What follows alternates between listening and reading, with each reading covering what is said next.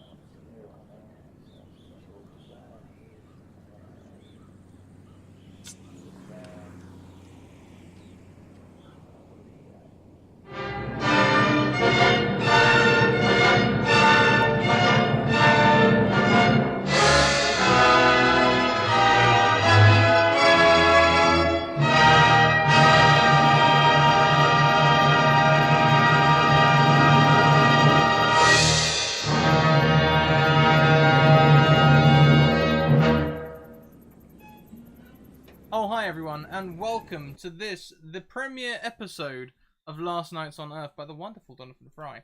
Before we say hello to Don and the other players, though, let's go through our channel announcements. Good morning, everyone, first of all. Happy Monday. I say morning, it's probably not morning for anyone by this time of day, but still, hi. Social links, go and check out our Discord, our Twitter, and our YouTube. Did that bot command work for anyone? I don't see it. Try doing it direct into the console. Maybe. Oh, generating Orf token does not belong to Scraticus. Okay, Don, can I hand over the stream to you? I'm going to have a little word with my stream bot, and we'll do that afterwards. Absolutely. Hello, everyone. Welcome to Last Nights on Earth. This is a different kind of game from anything that I've ever played. This will be the first time I've ever played Monster of the Week. I'm really excited to do it with these people. And part of what I want this community game to be is a chance for us all to explore improv world building and improv storytelling. And I think Powered by the Apocalypse and Monster of the Week is just a really fantastic system for that. So to that end, if you have played Monster of the Week before and you know the rules and I get it wrong, don't yell at me too much. I will get it wrong. But overall, I just want to have fun with some awesome people, tell a fun story, and show that you don't have to always prep, hours and hours and hours to have a great session of tabletop role playing. And that's what this is going to be today for us. So a couple things about the world. Monster of the Week is based on television shows like Buffy the Vampire Slayer and Supernatural and X-Files. It has that sort of every week's a new mystery, every week's a new monster. That's part of how the game's designed. We're going to do that, but we're going to do it a little bit different. We're going with a post-apocalyptic scenario, a setting. It's a little more inspired by Stephen King's The Stand, which is, if you've never read it, it's a great book, one of the best books I've ever read. And Preacher, which is a graphic novel series, a comic book series that's very stylized and very action-oriented and deals a lot with the supernatural, but taking things like God and the devil and angels and demons and kind of turning everything on its head so that it's all a little just weird and not what we're used to seeing. I think that's great because I want everyone who's a part of this game to feel like whatever story they have in their heart, whatever idea they have for their character, that's totally cool. We'll make that fit in this world. So we're going to go around here and meet the cast today, talk to them about their characters. I'm probably going to ask you guys some questions and we're going to sort of build some relationships and build the story from there. And then we'll actually get into our game. So let's start with one of our two recurring cast members, Vicky. Vicky, I'm excited to get to play with you. I've never gotten to play with you before.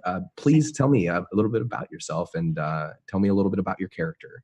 Yeah, so I'm Vicky. I'm around on Twitter on QD_V. I've been on Scratch channel for some one-shots, but now the first time as a recurring character. Very excited for the system. Never played it before, so very, very curious, but it looks really fun. And my character is Celeste, short C.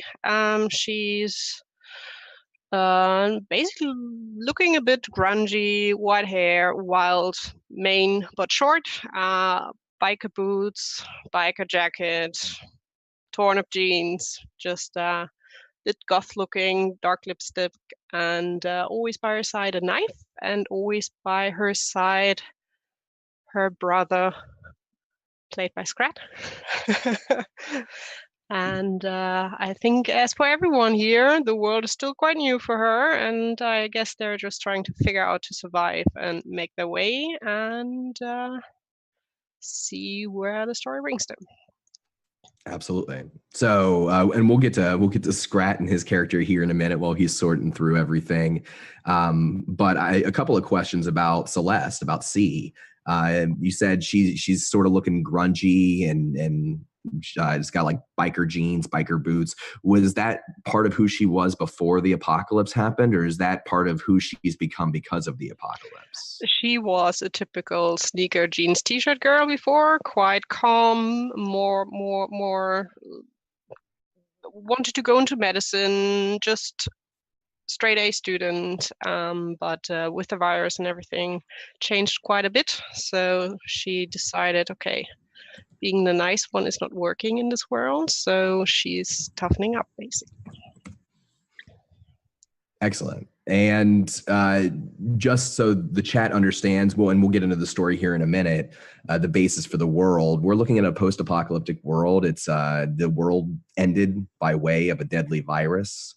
It's a little more complicated than that, but it's only been about 3 weeks. So the apocalypse is very new to all of our characters at this point in the story. And we'll talk more about Celeste and Scrat's character here in a second. But I want to go to Dan and talk about Dan's character. Hi, Dan. How are you doing today? Hi. I will be playing Chris, who is well, do we talk about our playbooks or like? Feel free to, yeah, and we'll talk about the mechanics just briefly before we get started. But yeah, if you want to talk about your playbook, go for it. Sure. I play Chris. Chris is a pretty, well, how do you say that? Normal guy, like one of the boy next door type of guys. He's pretty broad-shouldered, kind of like 6'1", I would say. That's tall in American language, right? I don't know, on metric. 186. He is.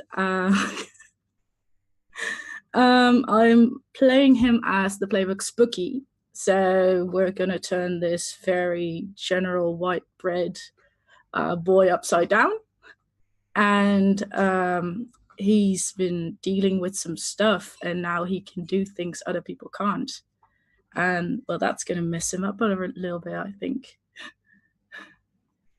Excellent. And just so if the audience, anybody who's watching, you don't know what a playbook is, in Monster of the Week or in Powered by the Apocalypse, playbooks are sort of like a class in D&D or in a lot of other games. They define what your character is good at, what this unique and special about your character. And so Spooky is a playbook for Monster of the Week, and they are just that. They are spooky, and we'll find out just how spooky here in a little bit for Chris and Dan. Let's go over to Kay and talk about Desiree. Hi. Hi. I'll be playing Desiree today.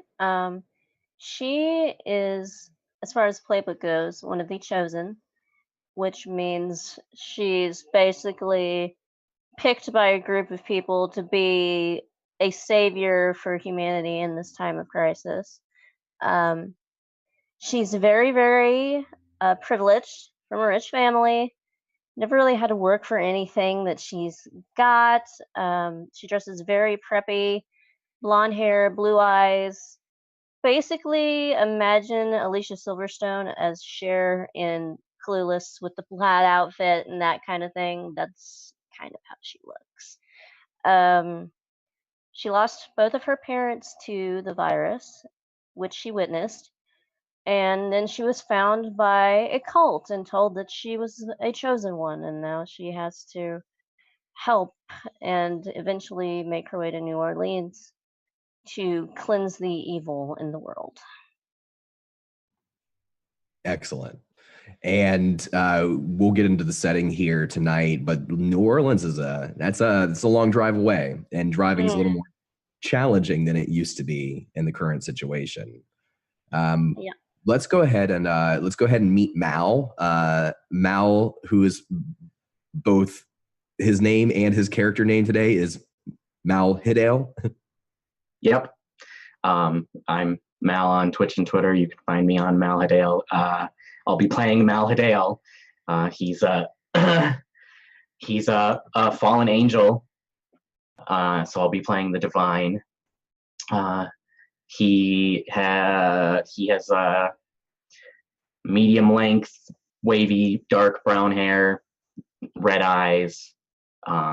He's always wearing a dark suit with dark red pinstripes, and it always looks perfect. And he's not belonging to either heaven or hell. He's been on Earth, and so he's witnessed all of the apocalypse happening firsthand, and so he decided he needed to get involved because he does like humanity. And so he's been here for a while, and now he's just starting to stir from what was he doing before he got involved? How was he spending his time on Earth as a fallen angel? He was trying to just be human. He liked being with people, so he's trying to be, normal. And in being normal, did he develop any meaningful relationships with anybody? Did he make friends? Did he have any romantic relationships? Yes, he had a girlfriend. And how is she now that the apocalypse has come? What's happened? She was killed by the virus, so he's kind of upset about that. And now he's getting involved with the machinations of what's going on the planet this time. Yeah, that probably even was the kick that he needed, because he was going to try and ignore it, but then his girlfriend died, so he was like, well, time to go fix things. And this is a random question. Does the fallen angel drink? Does he have any vices? He does drink and smoke, yes. Okay. Great. All right. Well, let's go ahead and move on over to Scraticus then. Hi, Scraticus. Hope everything's worked out. What's up with your character? Just quickly to address chat. Hey, chat. Yes, chat does seem to be broken today. It looks like Twitch are having some sort of issue.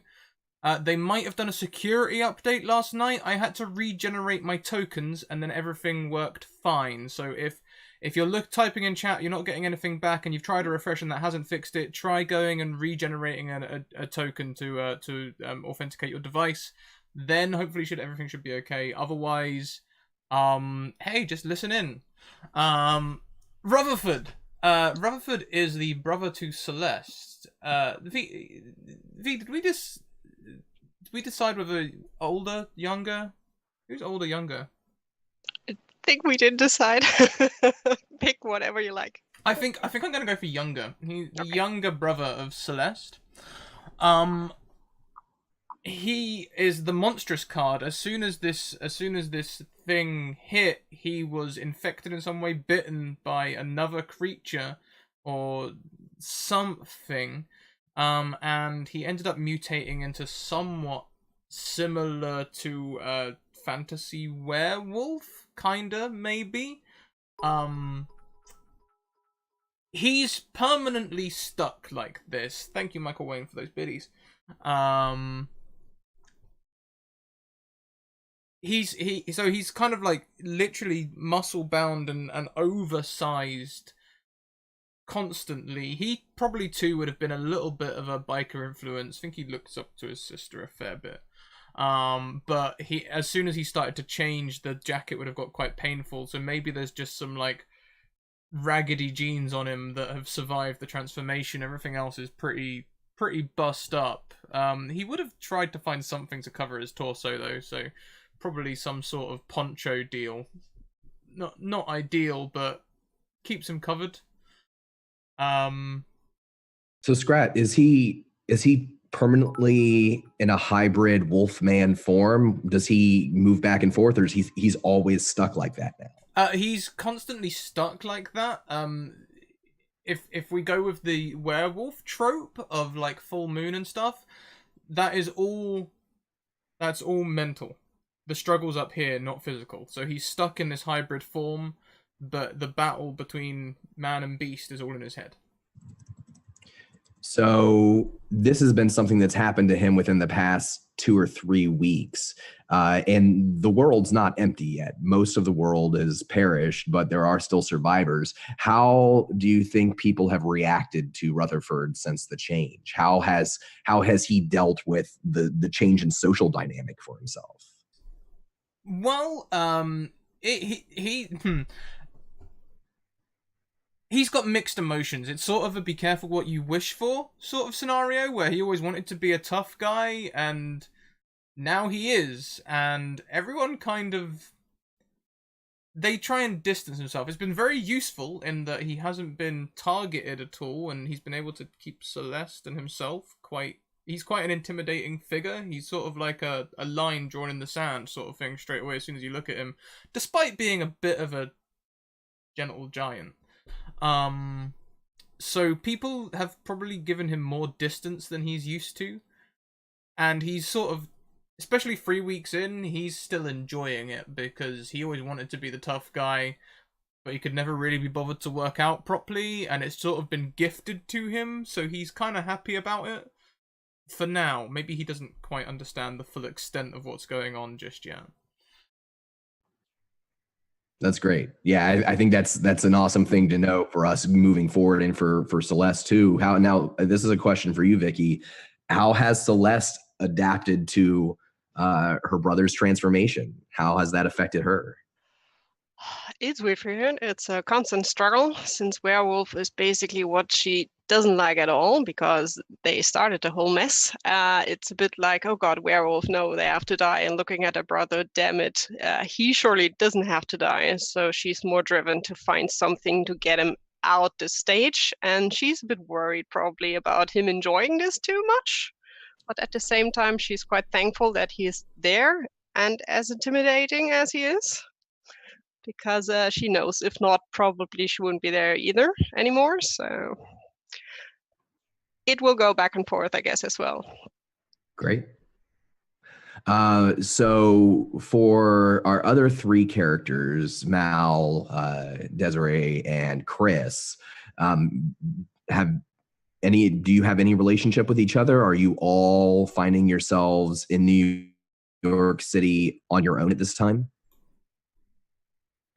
Yeah, pretty much for Desiree. I mean, she's just kind of been sent out by this cult to do things, and she's just kind of like, okay, what the hell am I supposed to do now? So is this a stopping point for Desiree on her way southwest? Yeah. towards New Orleans? Yeah, Okay. I would say that she was from here originally, but, they're telling her that she has to go off and do all these things, and she's just kind of like, okay, sure. All right. And what about Chris and Mal? Are you native to New York City, or are you traveling through? Have you met each other?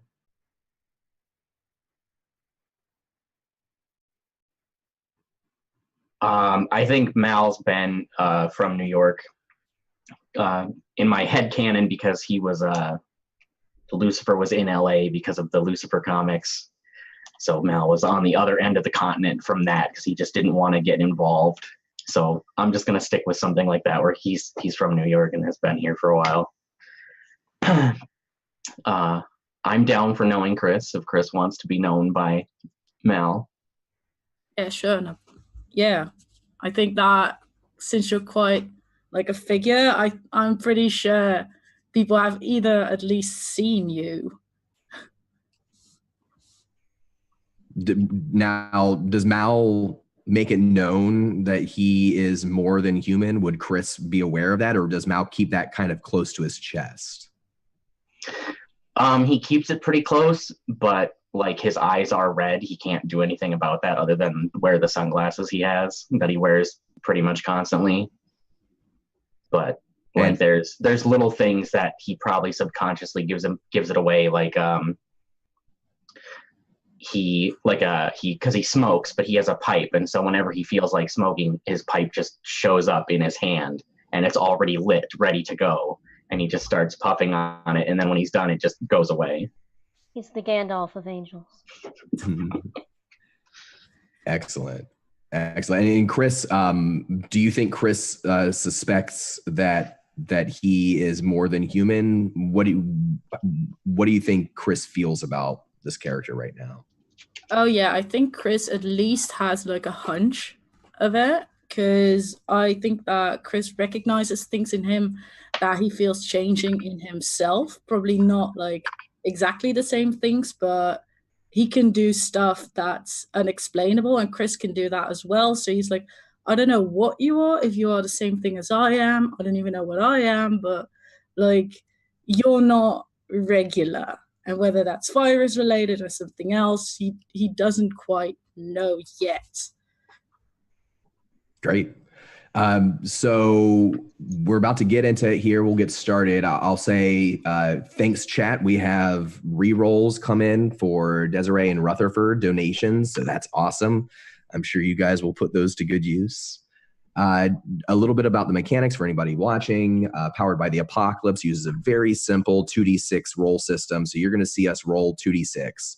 And basically how it works is if they roll less than a 7, that's bad. If they roll 7 and 9, that's pretty good, but might have some consequences. 10 or 11 is an outright success with little to no consequences. A 12 or anything above a 12, that's really, really good. That's the closest thing that this system has to like a critical success. And so the stats that you'll see them roll are charm, cool, which is like how they handle themselves under pressure or how good they are at helping out someone else who's in a dangerous spot. Sharp, which is sort of like their reasoning ability, their intellect. Tough, which is both their physical toughness and their ability to protect someone else. And then weird, which is we'll definitely have some weird things happen, and it involves the spooky and how they are able to both resist weird things and create weird things themselves. So that's the basis for the system. We're going to go ahead and get started now. I'll introduce a little bit about Scrat. Yeah, just before we go, those of you still having issues in chat, logging out and logging back in with a new security token seems to fix the problem. I suspect it was definitely a security update. Also, we have surpassed 10 retweets, so we get our first random potion. Perfect. So I'm going to go ahead and roll that right now.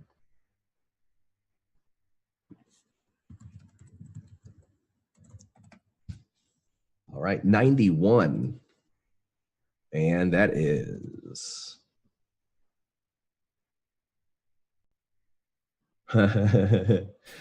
That's always the most nerve-wracking thing, when the DM looks something up and chuckles. Like... Right. So I'm going to roll to see which one of you is going to get this. We'll go 1 Scrat, 2 Mal, 3 Desiree, 4 Chris, and 5 C. Wow. It's you, Scrat. Rutherford, you've got the Lezerin potion. And so this is just going to be something that is part of your mutation at the start of the thing. You've already experienced this, but your eyeballs can inexplicably do an 180-degree rotation. You can see your brain if you so desire. And that we'll say when it comes to your peripheral vision or seeing things out of the corner of your eye, I'll give you +1 forward, which is sort of a bonus to your rolls. So, but it might be that sometimes you can roll your eyes all the way into the back of your head. That fits so well with my character who has free weird. Also, we just got another donation. Thank you very much. I believe it was Mad Rogue. Mad Rogue, who gives a reroll to everyone who hasn't already got one. Perfect. So we all have a reroll, Now, including you, Don.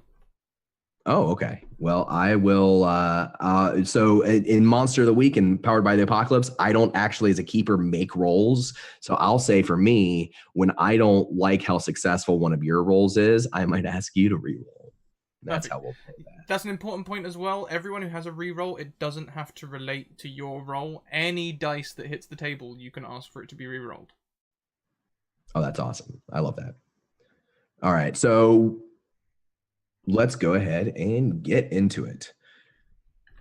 No one knows where the virus came from, whether it was hatched in some secret military facility or if it was a plague sent to Earth to punish a world that had embraced greed and wickedness.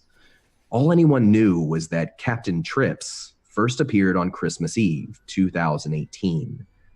And by today, January 14th, 2019, the world as we knew it had ended.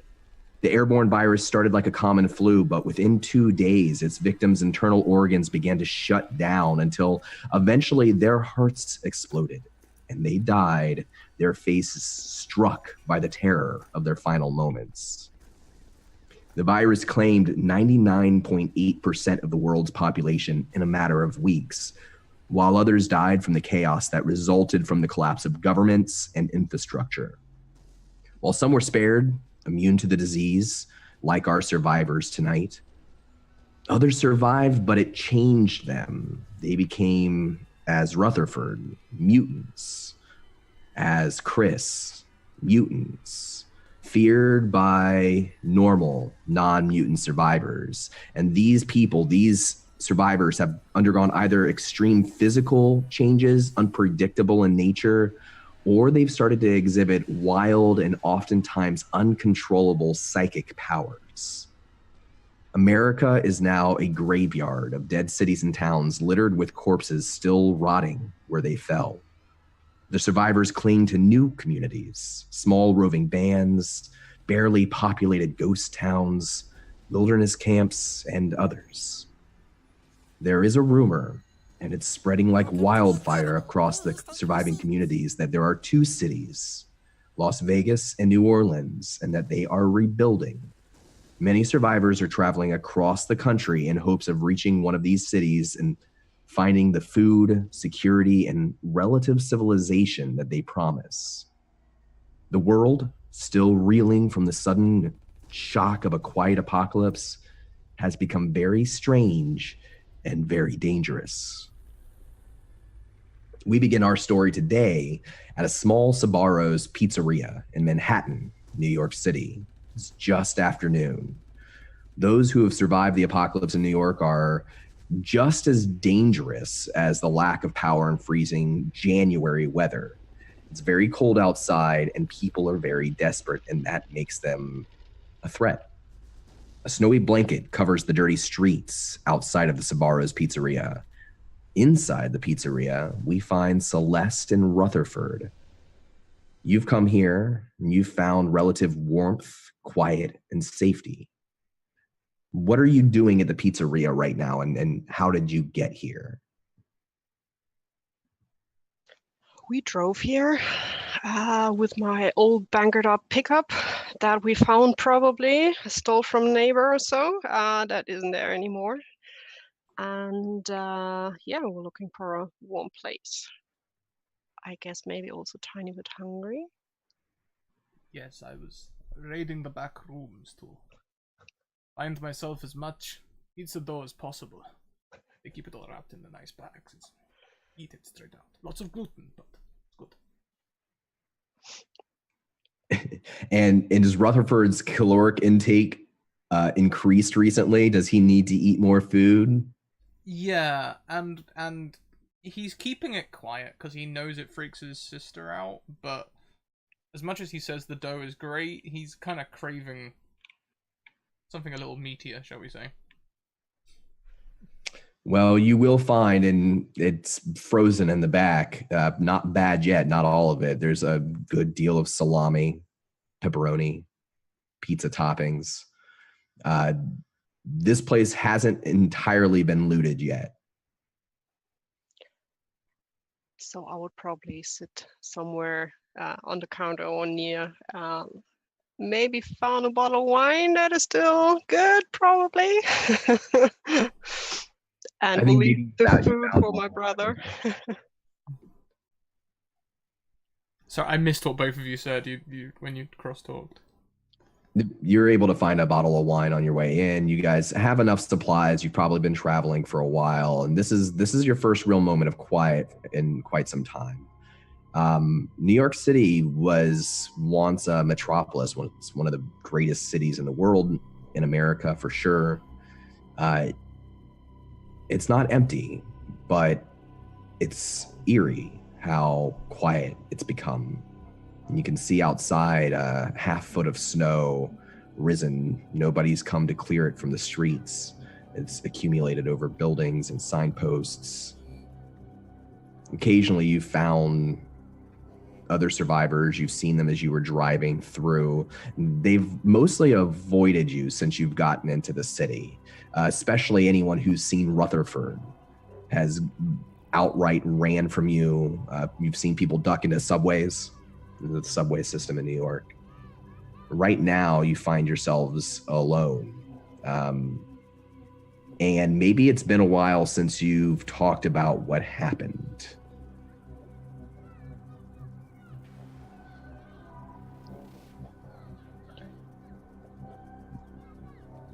I'm sure we will find her.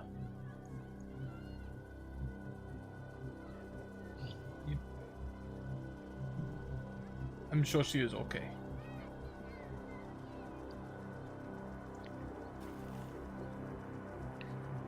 We'll see that. I'm not so sure about that. She has to be okay.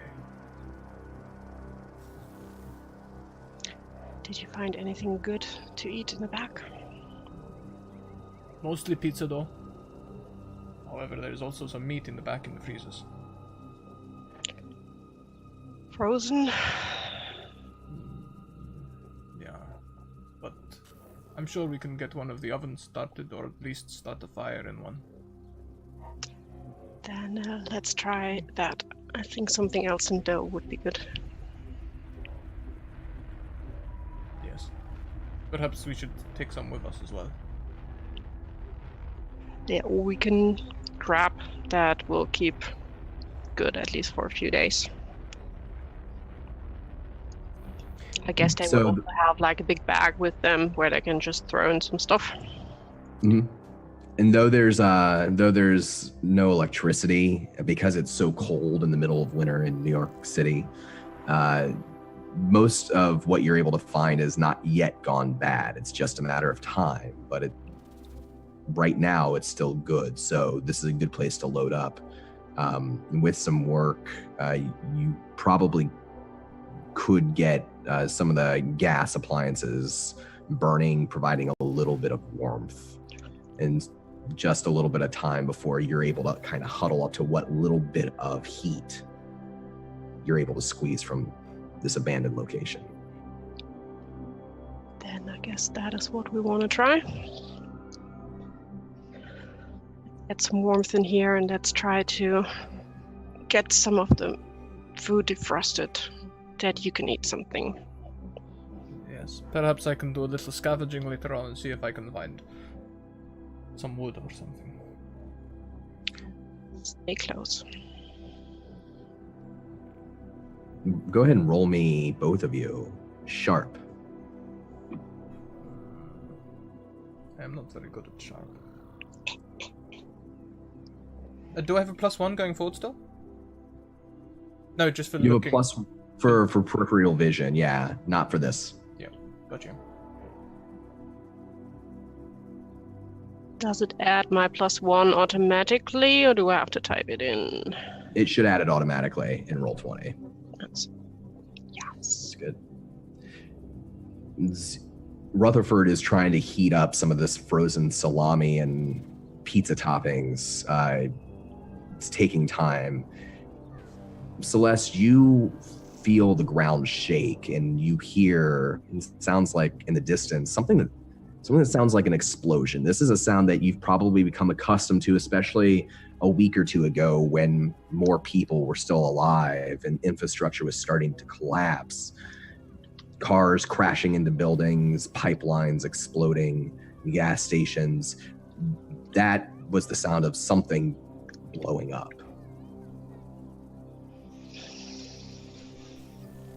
I will just... Rutherford, that was not a good sound. And just walk to the glass front. What? I missed it. Sounded like an explosion. Another one I thought they stopped a week ago. Seems like someone is still doing it. When I look out, do I see anything? I will try to stay inside, at least for the beginning, not to let the cold in. Absolutely. As you look outside, is Celeste familiar with the different districts and boroughs of New York City, or is New York City foreign to her? I would think if Scrat is fine with that, because we didn't check from where we are, I would say we were from nearby, so we know New York, not by heart, but the basic stuff. So to go with the say like we're from Jersey or something like that, and have been enough in Manhattan to visit there. So you can tell that as you look out, that a good portion of the city is burning. It's in the distance, and black smoke is rising over the tall Manhattan buildings. You can see it snaking through the air. The soot of it is staining the snowy white blanket that's carpeting everything around you. If you had to guess, maybe Astoria, one of the neighboring areas of New York City, at least a good part of it is on fire. And as you're standing there in front of the glass looking out, you can hear what sounds like a pair of police sirens. Just be curious, is there still something like police really around, or would it be just like someone who found a police car that is still working? That's a good question. You've not seen any police outside of New York City. You've just come into the city. You're not sure if New York has any sort of official NYPD any longer, or if it's somebody who's just taken their car.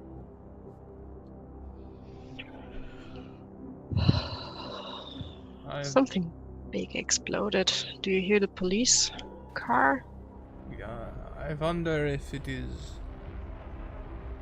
I wonder whether it be an ex-cop or someone who has raided the police station. Either way, they would be armed. Well, who isn't around here nowadays?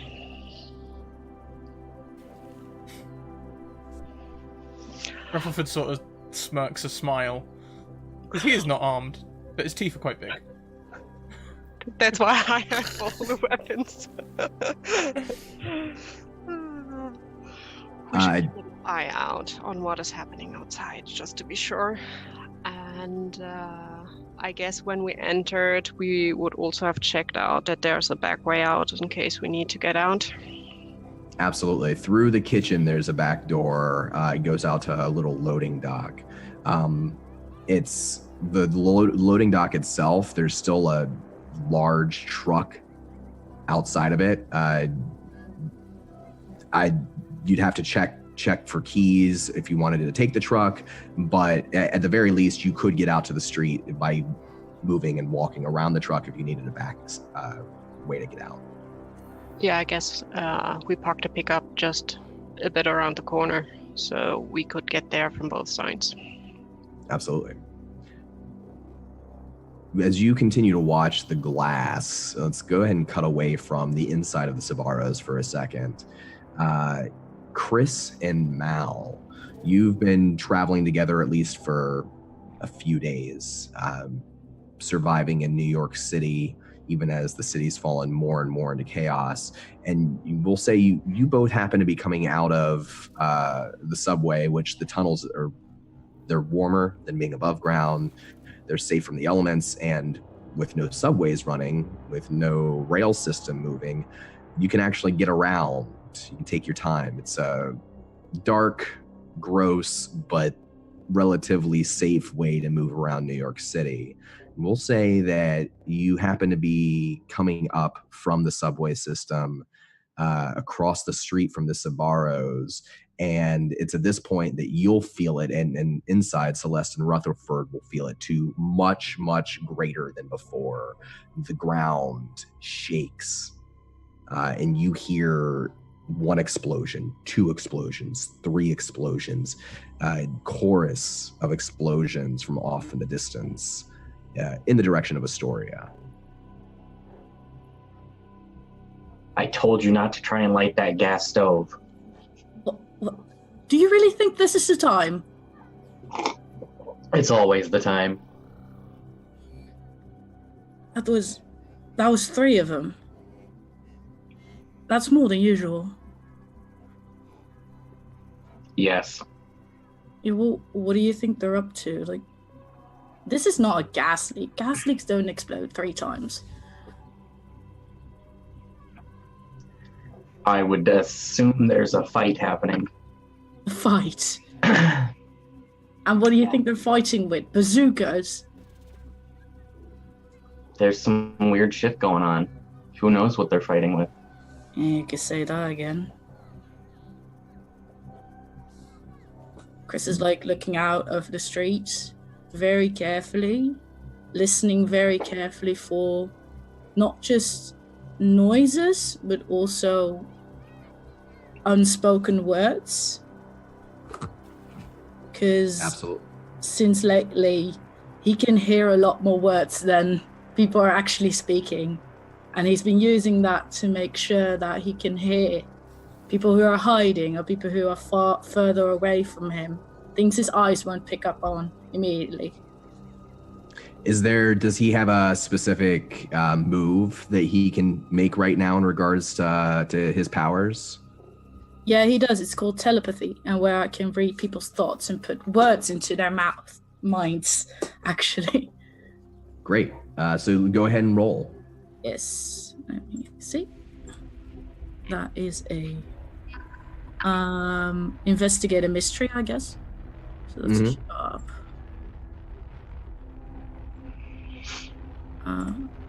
So. Ooh. You reach out with your mind, and at first you hear a few thoughts. You hear, and with the 7, I'll say it's hard to make out the specifics, but you hear the concerns of 2 individuals. This would be Celeste and Rutherford, and you happen to look across the street and you can see Celeste there standing through the glass pane window of the Sabaros. She's looking out in the direction of the fire. You cannot hear Mal's thoughts, but maybe that's become part of why you suspect that there's something different about this fella anyways. Yeah, I guess it's also quite refreshing to have somebody next to you who you don't hear you all just talk to. Yeah. You do hear another person's thoughts, and this is Desiree. Desiree, where are you hiding at this moment nearby, and what's she thinking? Probably in like a little alleyway, like between the pizzeria and another building. Once she heard the blast, she probably, found a place to kind of take cover.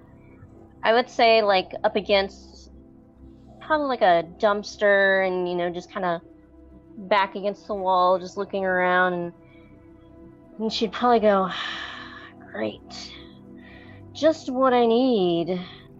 And like in her thoughts, she'd probably think, I can't believe these cultists actually believe that I'm some kind of chosen savior. I am not cut out for this. So, Chris, you hear that.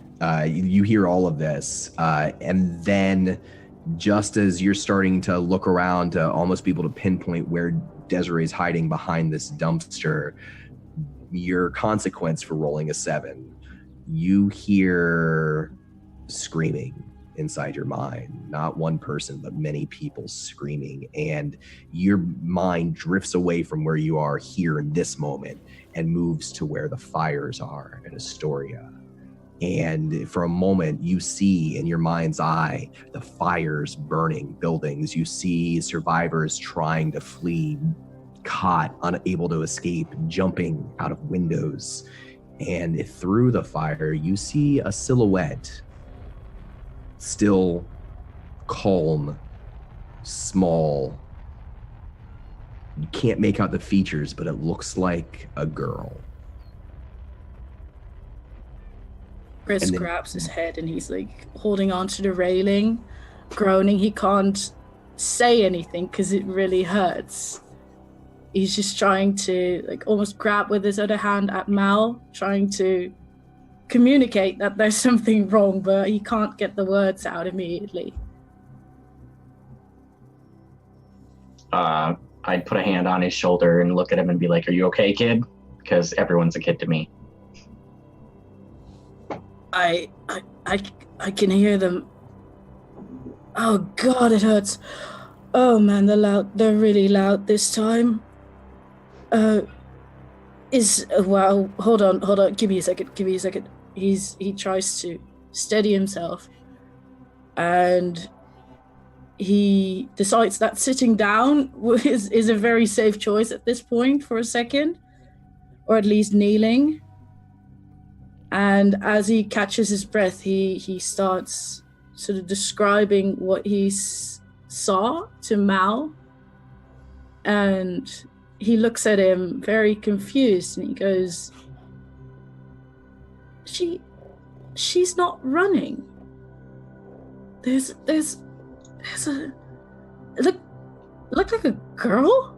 Like he laughs at himself because it sounds ridiculous. It sounds absolutely ridiculous. There's a girl in.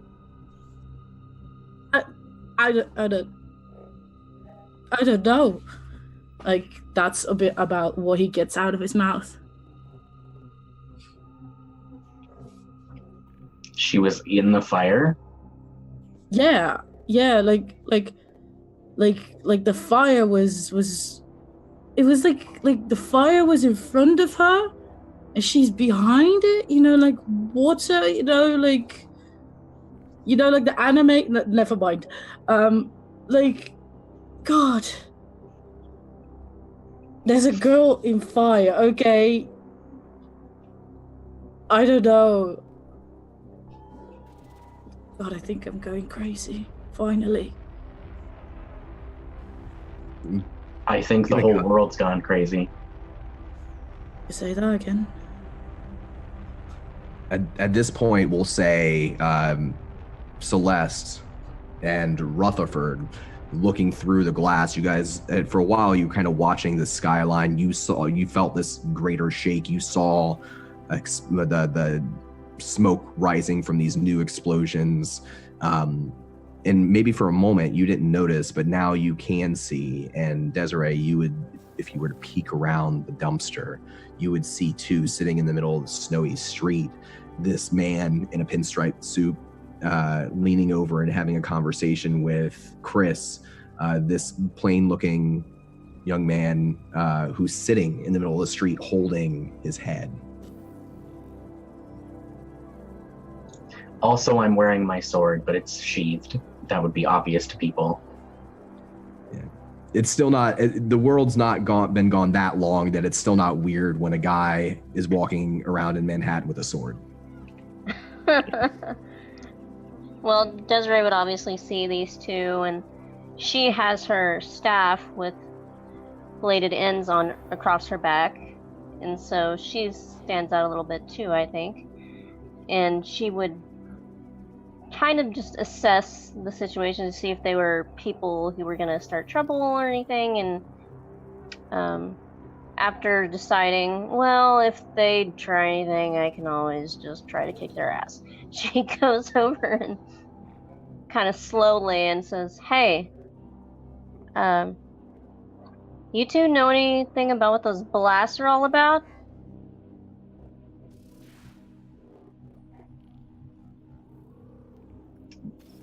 It's someone with abilities.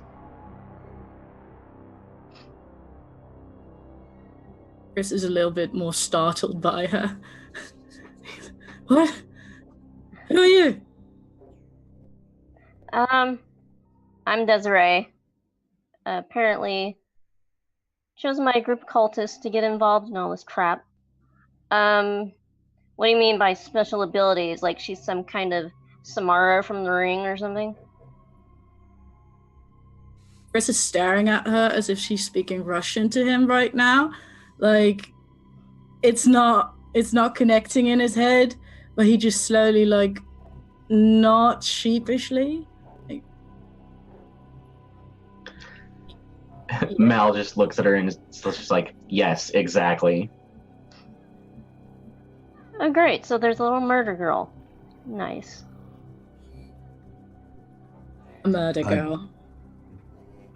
At this moment, what are Rutherford and Celeste still watching? Are they, when they see the three individuals, do they get away from the glass so they aren't seen and return? How are they reacting in this moment?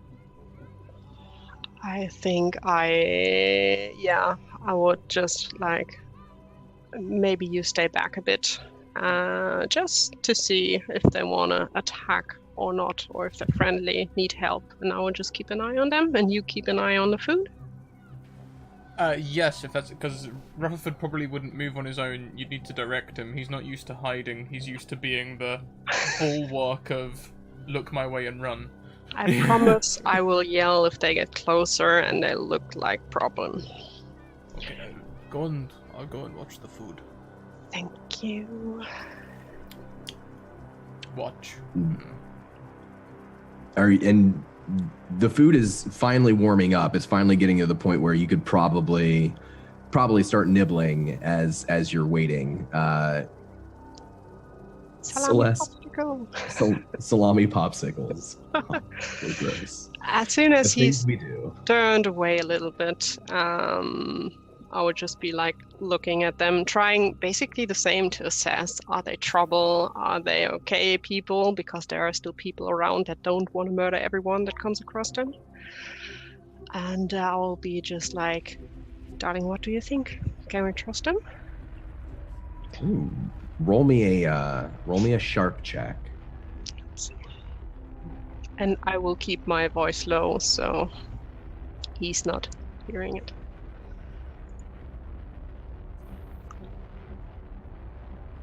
20 likes me. Really does.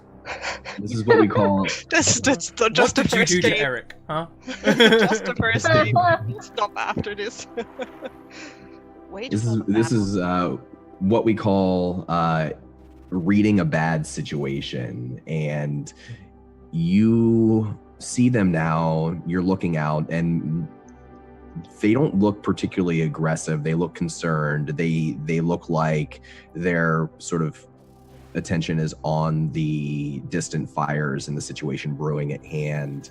And beside you, you feel cold fingers interlace with yours, soft. The fingers of your sister, Cassandra. And she's staring out through the glass, and she says, "They're safe. But someone else is coming. Someone else. More than one." Then let's see if they want to join the party for a bit. The more the merrier. Also, I'm not sure it's the best place to sit out there. They're sitting in the middle of the street, right? Yeah, in the snow.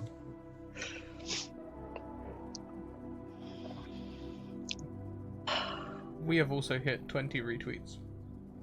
Is that so another potion? Uh-huh.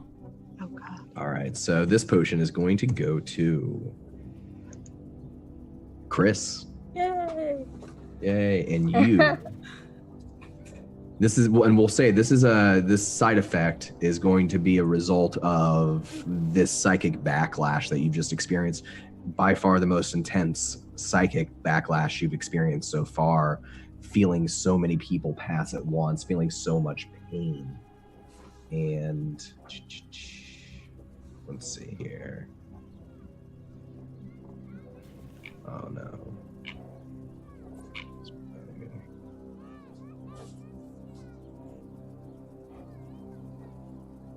1 second.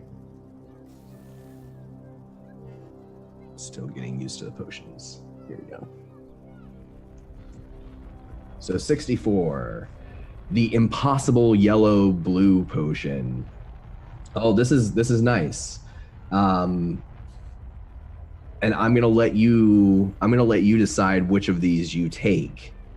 Okay. You become invulnerable to psychic damage, but you become also either illiterate, or if you are already illiterate, you can choose to become literate. God. I guess I'll go illiterate, because it doesn't seem weird that like the part that's in charge of literacy in my brain just goes nah and just exits out, because I imagine that slowly things are exiting out for me. And maybe it's that it's not that you don't remember how to read or words don't make sense to you, but now if you were to look at the words on a sign or the words on a page, you don't see words anymore. You see flashes of the figures that you saw in that fire. Oh Jesus. And so there's almost something painful about trying to read. If you need to, you could probably work your way through it, we'll say, but you'd have to face those images. And in return, I'm immune to psychic damage. That's right. Yes, that's correct. Your powers have grown. Celeste, I have a question. Oh yeah, go for it. Is it currently snowing?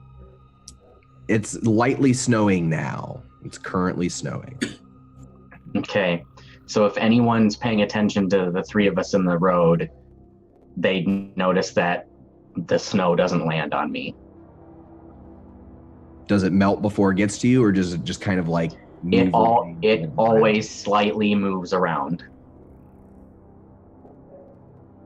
That would be a curious thing, and you would definitely notice that with a 12, Celeste. You would see that since you got a 12 on your sharp. And I'll tell you this, with a 12 as well, you hear those police sirens again. Now they're getting louder, and you think that they're going to be there very soon. They might pass by. Okay. They're coming from the opposite direction of where the explosions were, moving towards the explosions is what you guess. Rutherford, there are people out there, as you've seen. I think there are good people, and the police are coming nearer. I would ask them if they want to join us inside to warm up. I will come with you. I don't want you to be in danger. I can look out for myself, and I will just push the door open. I'm coming too. Step onto the street. So, and Rutherford follows her out like he's falling right behind. I am afraid so. We are still working this out. He's my brother. He's not scary. So the three of you in the middle of the street, you see this woman wearing biker jeans and a biker jacket, tattered boots, steps out of the Sabaro's Pizzeria, and right behind her, wearing a poncho and biker jeans of his own, is, it looks like, half wolf, half man. It looks like a werewolf straight from like old 50s horror movies, wearing a poncho. And I think Desiree first is going to notice Maladale in the snow and just kind of stare at him and side at him a bit. And then she'll see Celeste and Rutherford walking toward them. And she's going to be like, okay, you I'm going to get to in a minute, but holy shit, is that a werewolf? And she's going to kind of reach back and like put her hand close to her staff, but not quite grab it yet. I just, because I see her around the corner as well. Do I? Oh yeah. Okay, so with at least with the 12, I'll say you have noticed her. Yeah. I am ready to also have my gun out if I need to, but I'm still holding the wine bottle just to be maybe less threatening, and just step out in the snow carefully, not aggressively, just like walking a bit that they can see me properly, and just like, you look like people who could need some warmth and maybe don't want to get run over by police cars that will be here in a few seconds, minutes. And right as this tense situation is building and she starts to speak, it's actually hard to hear her because those police sirens, which were kind of off in the distance, grow loud. And you can actually see all at once, now you're all out on the street, the yellow and red flash of their sirens as 3 police vehicles slide to a stop. They pull to the side, slam on their brakes, right in the cross section of the street, right in the intersection. And they're popping open their cars, shouting to each other just a few yards away from y'all. Okay, how did these people getting out look like? The first one you see, which is a man with a blonde handlebar mustache and slicked back blonde hair, platinum blonde. He stands up and pulls out of the driver's seat of one of the police vehicles, and he is wearing a police officer's uniform, an NYPD uniform. He's got some sort of tactical vest on. It's hard to see, but it looks like he might have a firearm pulled. And this is something that I think would be very noticeable for anyone who happens to look at him. He's wearing a monocle. And he's definitely like the leader? He shouts something back inside his vehicle, and several other figures are getting out, but he's moving first. If he's not the leader, he's definitely the most aggressive as he's turning around this side of the car. I step in front of Chris, who's still sitting in the street, and with my hand on my sword, I tell him to stop. And I think Desiree is gonna kind of, take notice of Celeste and Rutherford and decide, okay, they're fine. And then look at this police officer and just kind of stare at him and go, really, dude? A monocle? Are you trying to be Monopoly Man? He comes around the side of the car. You will see now that he has a gun. It's lowered. He's not pointing it at you yet. Comes around the side of the car, 2 other police officers joining behind him, and he shouts back to you as his eye kind of dances between Desiree and Mal, since they both addressed him directly. And he says, "Stand down. NYPD. Who are you?" I will carefully back up towards Rutherford. Rutherford is sort of crouching. He sort of looks a bit like a spring. Is he crouching because he's trying to hide, or is he crouching because he's thinking about springing? He's thinking about springing. I think Desiree... Oh, sorry. I was going to say, I think Desiree looks at the guy and just kind of stands there and says, okay, which district? What borough? Who is your chief? If you're really who you say you are. The 1st borough. I am the chief. Ivan. And that's when he sees behind Desiree and Mal, Rutherford, crouching in the street. And you can see his eye go wide, and there's a moment of panic, and he stops in his tracks and he holds back an arm. Says, "It's one of them, one of the mutants." By then, I would be standing next to Rutherford. I would just put my hand on his shoulder. I think I can take him. We don't want trouble. I think he may already be trouble. And I'm picking up Don's accent.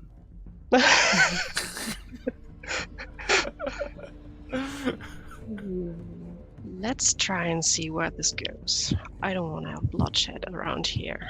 That's not why we're here. Okay. Especially if he is police, which I really doubt. But I have to say, I like her, and I'm pointing to Desiree.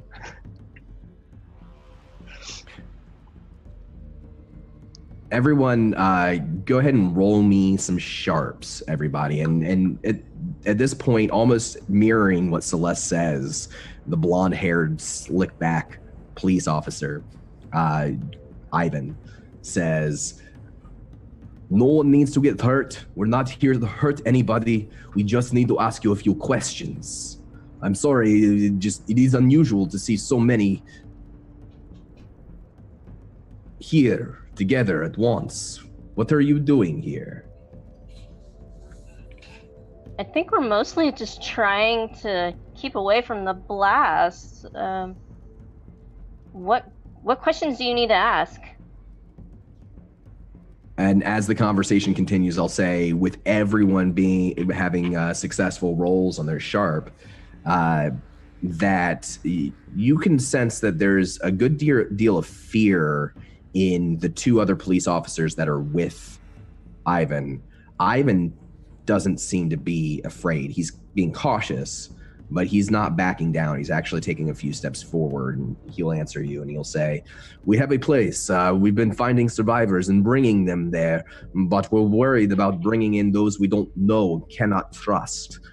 You see what happened there in Astoria, fires like that all over the city. Soon, I worry, all of New York will burn." How do we know that we can trust you? How do I know I can trust you? With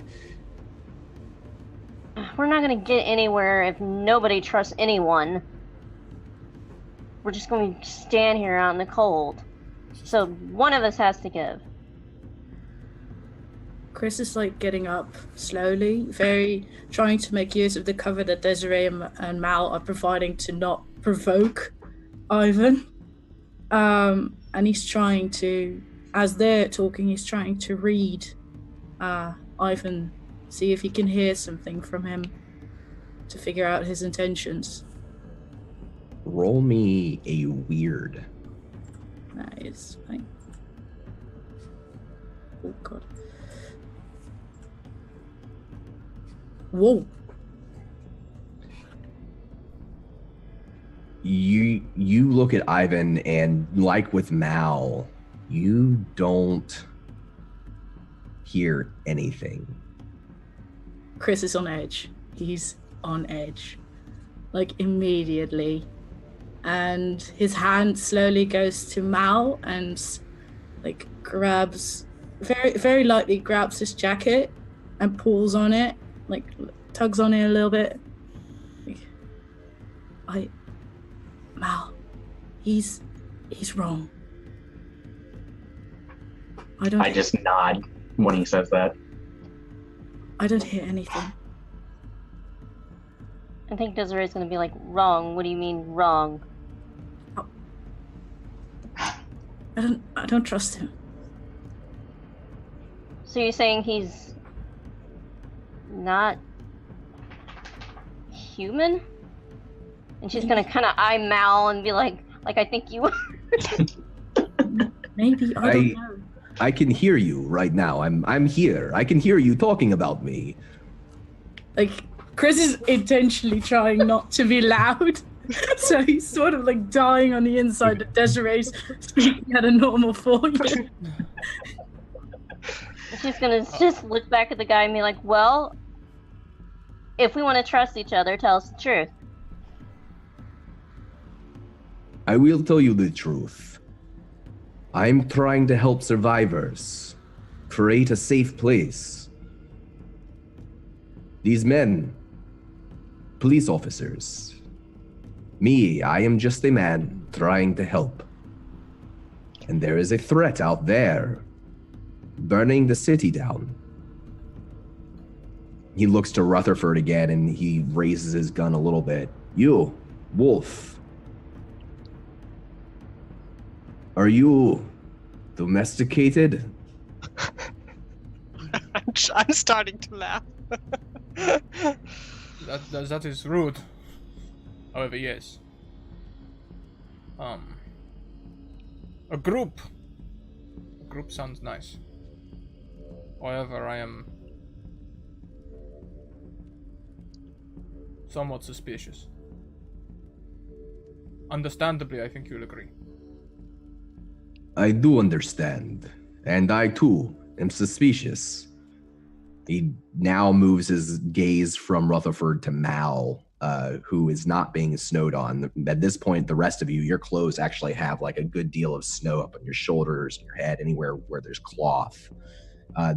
Rutherford's fur is snow-covered, but Mal is not, and he sees that, and he says, listen, we all have a lot going on.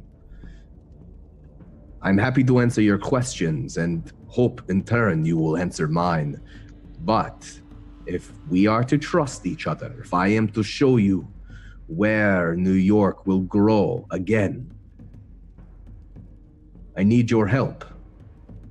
I need to enlist you as volunteers. Volunteers for what? We must find out who is doing this to the city and stop them. I think Desiree's gonna kind of look back at Chris, since he's the one who made the comment about a little girl, and just kind of look at him and just kind of give him a look, you know, that's like, you might want to say something about what you saw. Chris looks back at her with a face like, what do you want me to say? I'm not gonna say murder girl.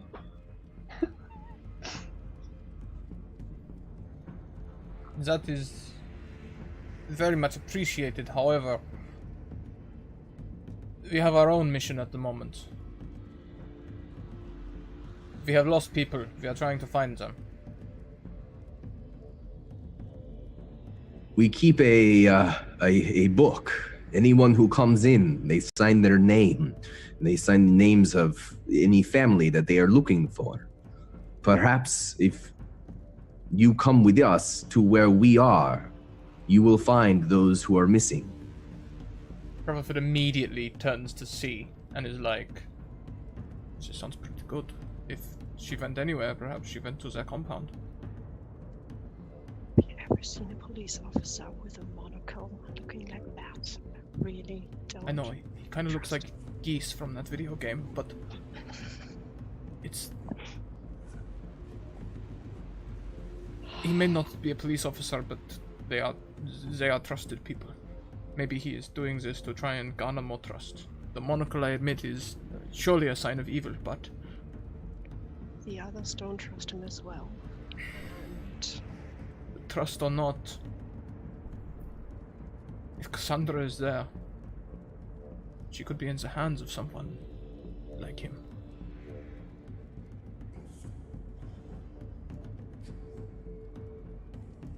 I have a question. Yes. As Ivan's talking to the group of us, is it apparent that the other officers are afraid of him, or are they afraid of something else? I'll let you roll me a sharp check. Call this assessing a bad situation. 4. No.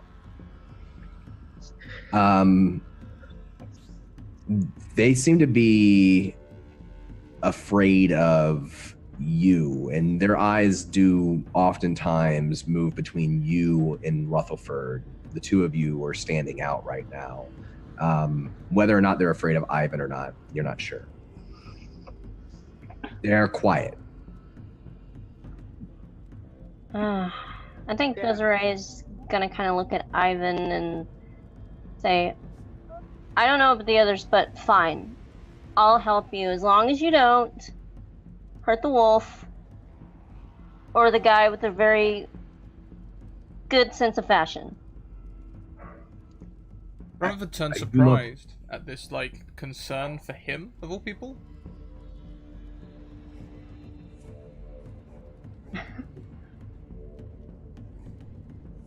I do not want to hurt anyone. We have to stick together. Now, I don't know who is starting these fires or where they are now. But if you will help us look, then I will show you the way to where we are hidden.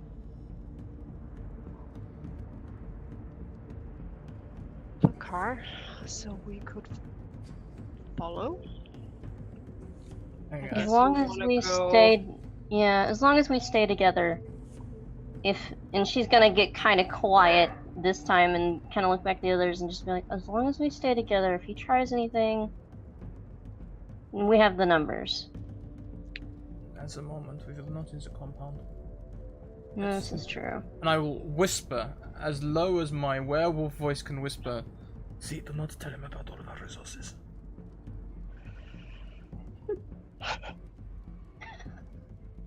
I will just put my wine bottle behind my back.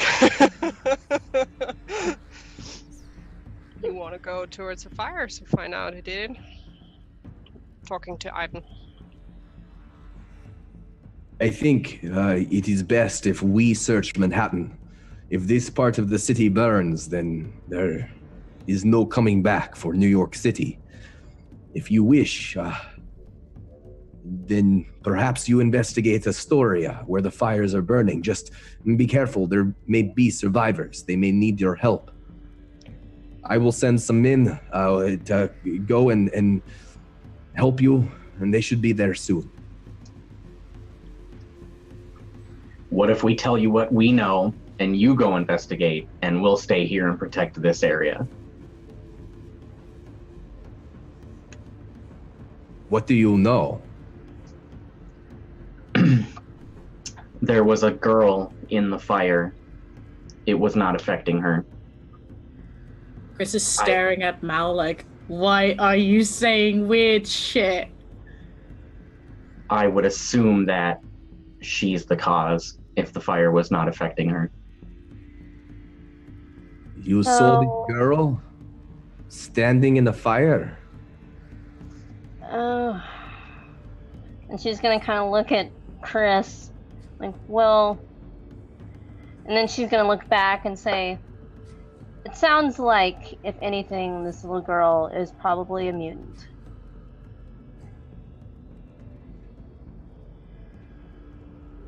All right. Do you know anything else about her? What she was dressed like? Can you give me a description?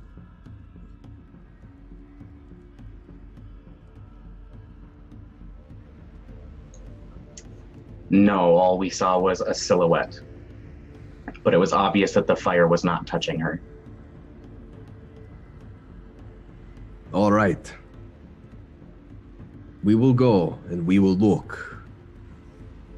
I hope for your sake that you are telling the truth. I suggest you stay here and I'll call in some of my men. They'll be here soon. All right.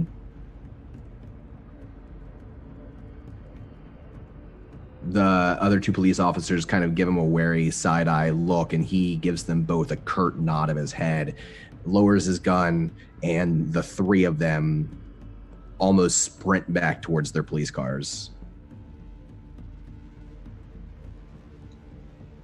As they're leaving, I look at C and just ask, did you have a place to stay?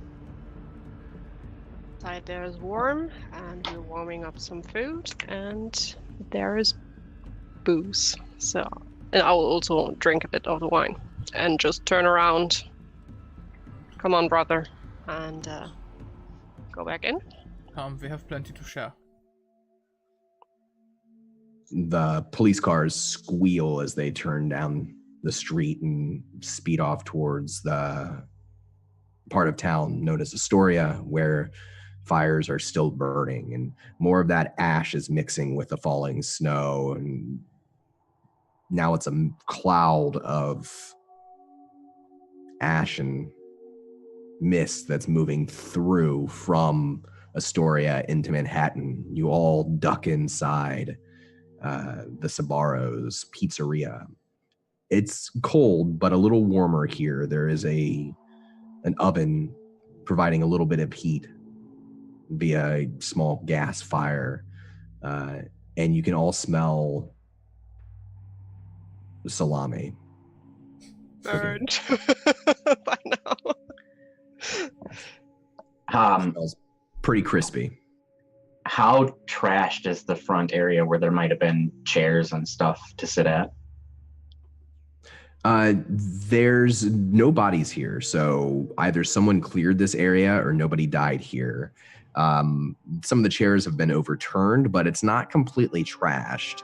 This place is still fairly organized, and it's lucky for you, maybe just been overlooked. Hard to say. If anyone's paying attention to Mal, they'll notice that his gaze lingers on a single 2-seat spot in the corner.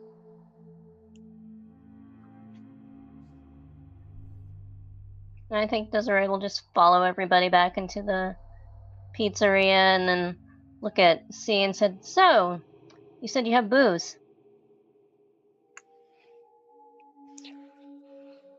There's still a bit here and there, some bottles left. I think we found a nice place that wasn't ransacked so far, so... Yes, perhaps all of the ransackers were vegan. Or gluten intolerant, huh? That's just a joke. It's funny. I think Desiree's actually gonna kind of laugh and just shake her head. And then she's going to look over Mal and say, "Okay, now that we're out of the street, what are you?" What are you? No one here is normal. I'm a human, but apparently I'm some kind of chosen one by a group of cultists. So, what are you?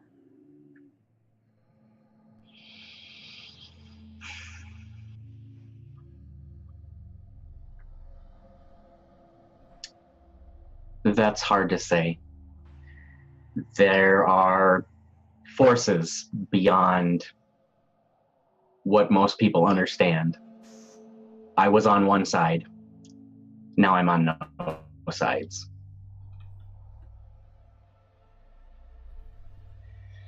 All right. Well, I mean, it's a little obvious when you're not getting snowed on and you're carrying a sword. He's generally harmless. He'll get used to it. Well, I do give him points for his fashion sense, so he can't be all that bad. At least none of you have taken to wearing monocles. I still No, that's don't a fashion understand faux that pas. choice. It's more like a fashion debacle. Who needs that? But honestly, I don't want to be here when more police show up. So I would say let's try to grab some food and find another place. Do you You have? know what? Do you have a vehicle? You free? I have a car. Good. You've been walking. We have a truck. We should load up as much of the food as we can. And what happens if this Ivan and these police don't take care of this girl? That is not a problem. I agree.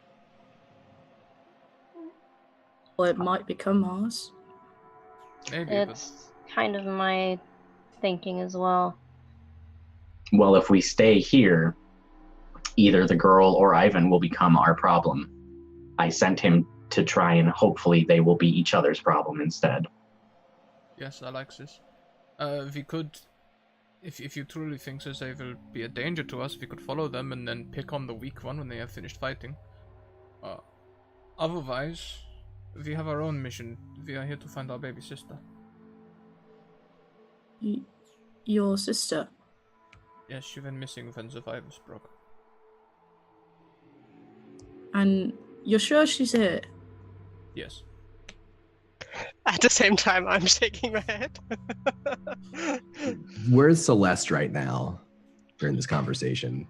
I'm probably standing next to Rutherford. I am sure she's okay.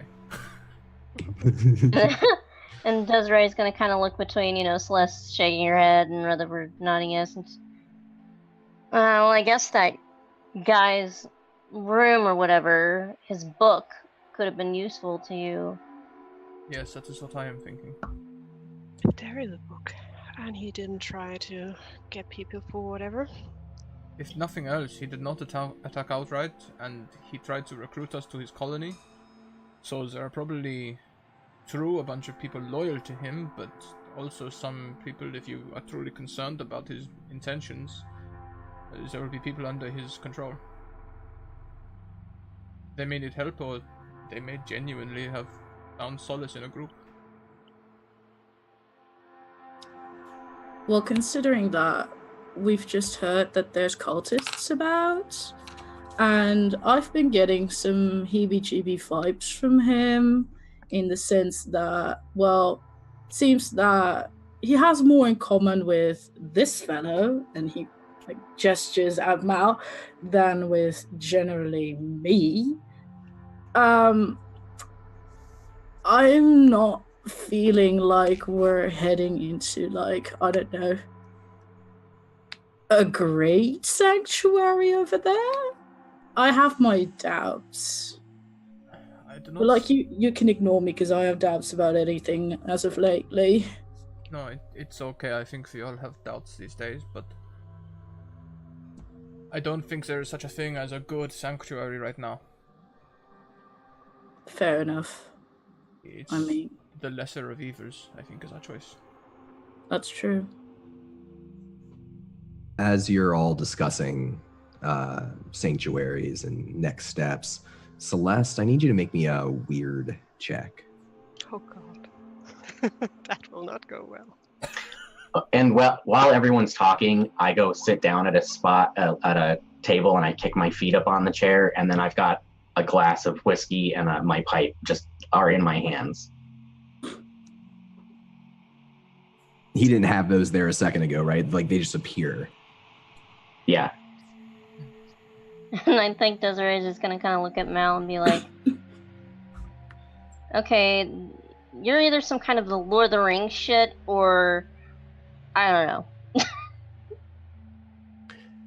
Celeste, you see on the other side of the glass, just outside the Sabaros, Cassandra.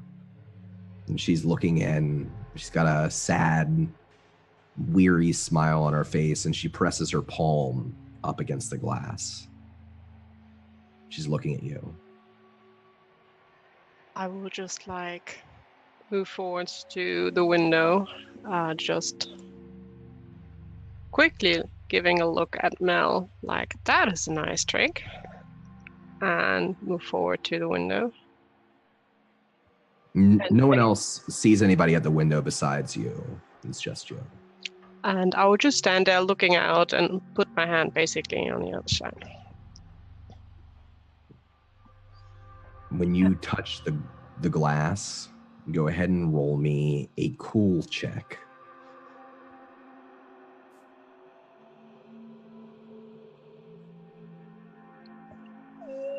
Nope.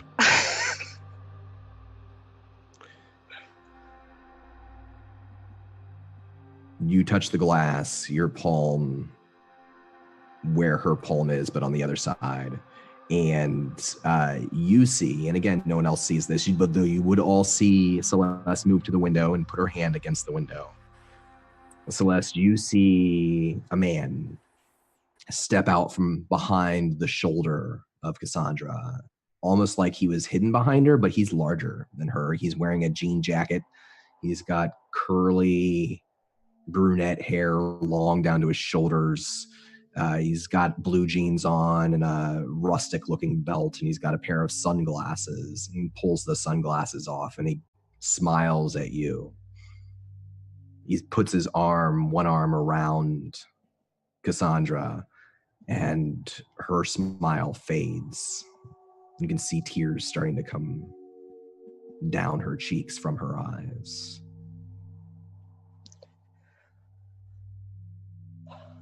I will just whisper basically to the window, turning my back to the rest. We need a sign where you are, or if we can really help. I guess I've never seen the guy behind her. Yeah, you've never seen this man before, but there is something very unsettling about his appearance. He seems nice enough. He cracks a smile, but you've never seen him, certainly not with your sister. And this question just came up in chat, so I'll just say to everybody here and for the viewers who've never played this game before, when you fail a roll in this game, you check mark an experience box on your character sheet, and when you get enough experience, you get to improve your character. So you learn and get better by failure, which is one of my favorite mechanics in this game. Putting that out there, since we just had a failed cool roll. And to be clear, what numbers are a failure? As I scroll back up and look through my rolls. Anything less than a 7 is a failure. So 6 or less, and you get an experience. Thank you. Mm-hmm. Chris, are you watching Celeste right now, or are you still engaged in the conversation elsewhere? No, I'm definitely watching Celeste. I'll let you roll me a weird check now as well. Yes.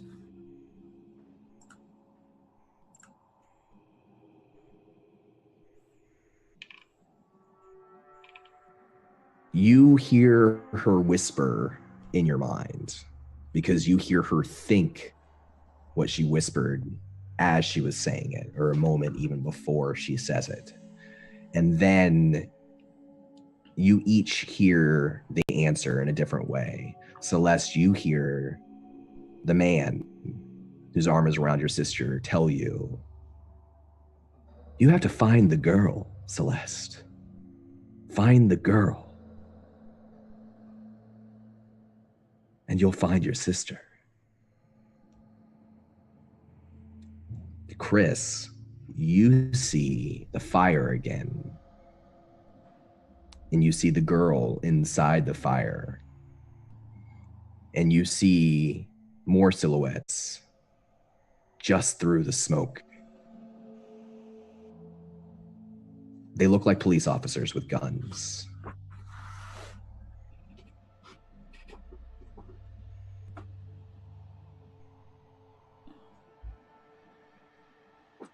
Chris was focusing very hard on Celeste to try to figure out what was up with her.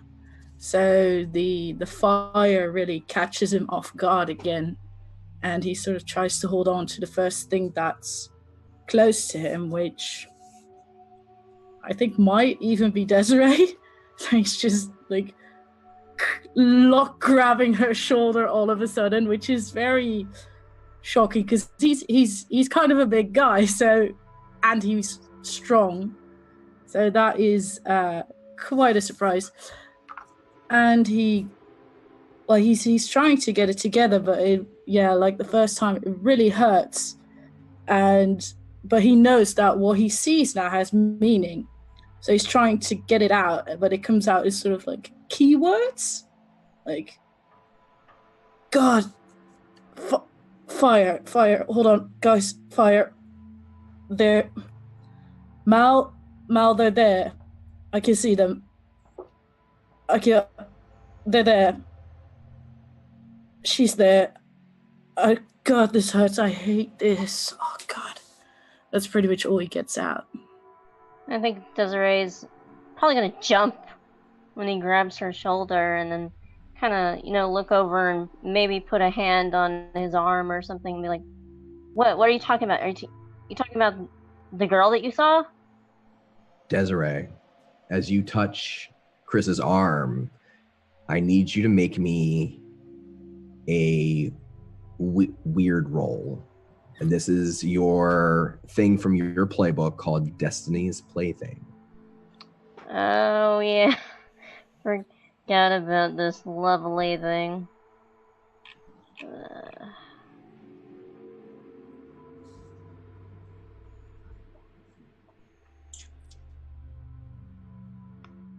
When you touch Chris's arm, you get a pervasive sense of what your meaning is, what you were chosen to do, how it is that your destiny is important. And for a moment, you see exactly, maybe it's a projection of Chris's own telepathic abilities. You see exactly the same thing that Chris saw, the fire, the girl in the fire surrounded by several police officers with guns. And you feel this saddening feeling that your destiny is to die.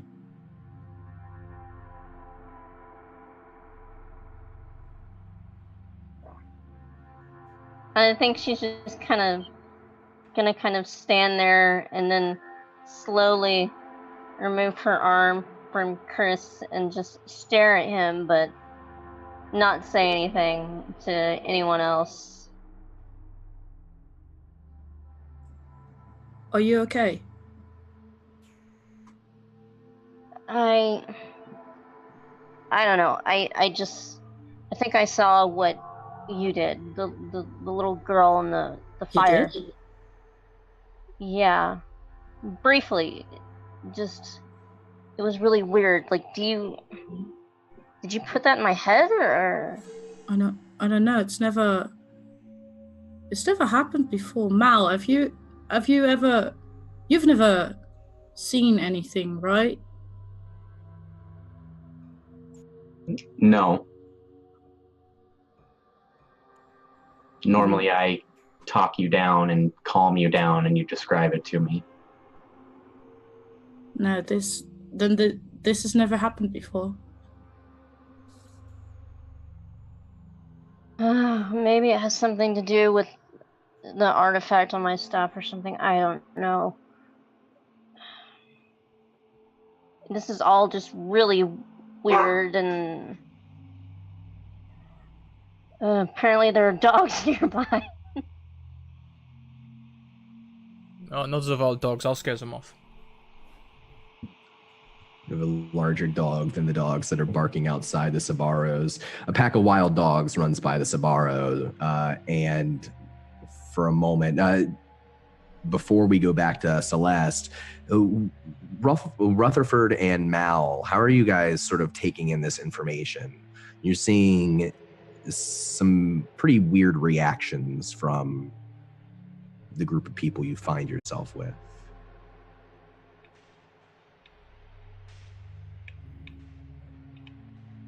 I do not pretend to understand these things. So I will mostly be eating a shit ton of salami. It's crispy. Not all The just best kind. Not just the crispy ones. Some of the frozen ones. I'm sort of balancing them out, you know. But I'm almost purposely ignoring them because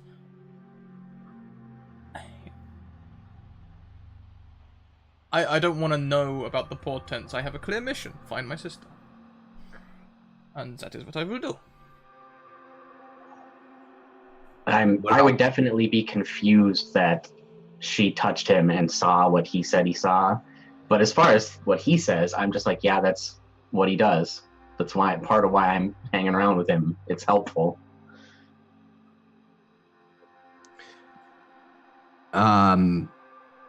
Mal, go ahead and roll me a sharp check.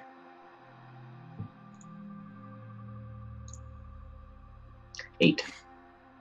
You're the only one who feels it this time. Another one of those vibrations, the walls shaking a little bit. Just a low rumbling sound somewhere nearby.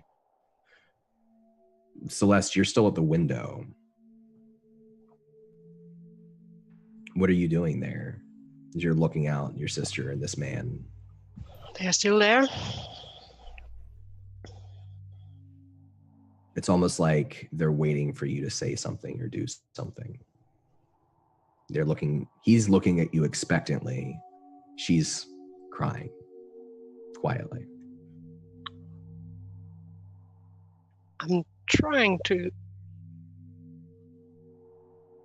kind of ignore him, more focusing on her.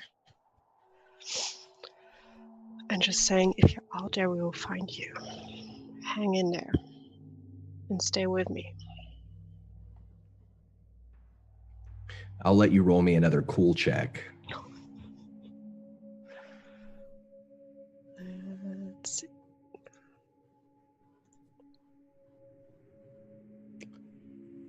I'm going to make you re-roll this one. I'm going to use my re-roll against you. Let's see. Nope. You focus on your sister and you're thinking to her and trying to ignore him. You find yourself for a moment blinking, closing your eyes. And when you open them again, he's gone. She steps back from the glass. She pulls back her hand. She turns and points. And you can see to where she's pointing, somewhere nearby, a fire.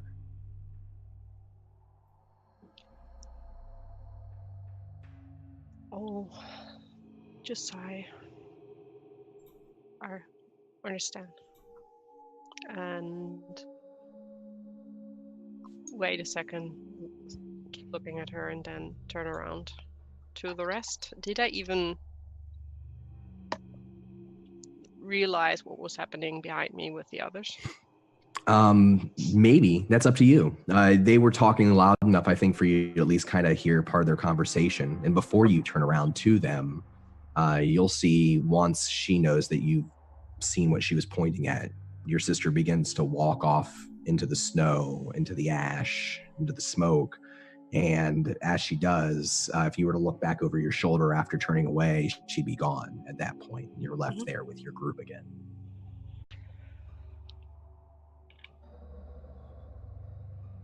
I will just walk over to Rutherford.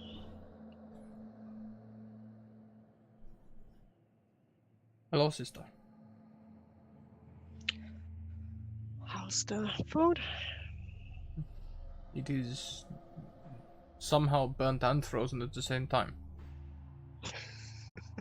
Well, at least it's not only dough, but something else. Yes. Have you eaten enough? Sure. Still holding on to the wine bottle. Come, you should eat. The dough burnt, but it is still a good loaf. It will give you some nourishment. I will take the piece, because I know he's right. I should eat something. Drinking is not the whole solution. I think we should investigate the fires, brother. Whatever the rest is doing. In that case, maybe we do not load up the truck with the food. We leave it here so that we can return to it, and hope that we return before the police officers. And I think Desiree is going to look around the group and say, I know this is kind of stupid for me to ask, but did we all introduce ourselves? 9. My name is Rutherford. I'm C. I'm No. Desiree. And I point at myself, Malhadale, and then I point at Chris. Chris. Yeah. What he said. It is good to I meet like- you. Yes, I like names rather than Wolf and Strange Guy and That, Biker Chick. That is appreciated. It is also appreciated that you did not run at first sight of me. Well, I've been through a lot the past couple of weeks, and you're not the strangest thing I've seen. But thank you also for not attacking blindly, because we have had that too much around here as well.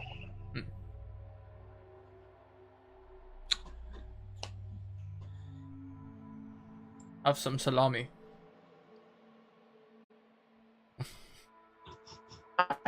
I drink more of my whiskey and I look at Chris and I'm like, are you hungry? Yeah. I think Desiree will probably eat a little bit and have some wine. Yeah, I think Chris is gonna eat something. Not a lot, because his head is like a fucking mess. And it fucks with his appetite a lot. Also, he hasn't been really hungry since he like changed a lot.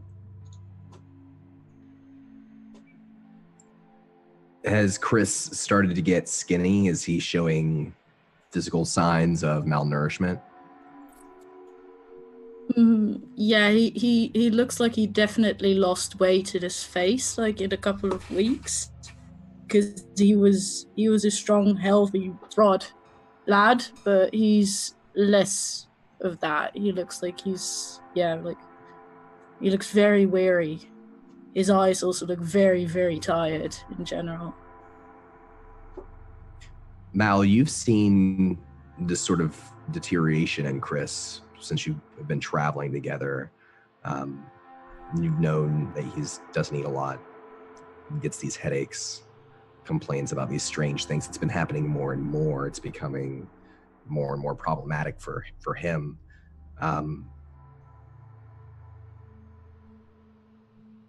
How's Mal dealing with that? What's he, as he's looking and seeing this is the second major psychic thing that's happened to Chris, painful things happen to him in the span of a few minutes.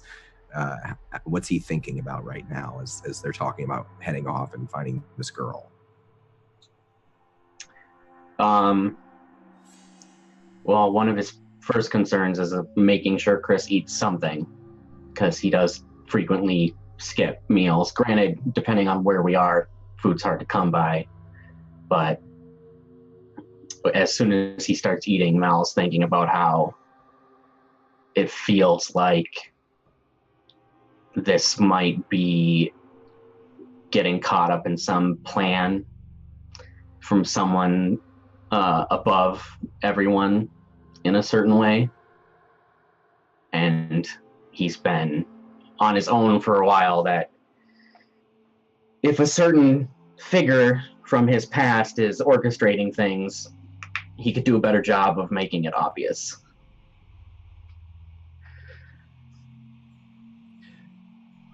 You have this sort of accusatory thought in the back of your mind, and just like all the other times, there is no answer.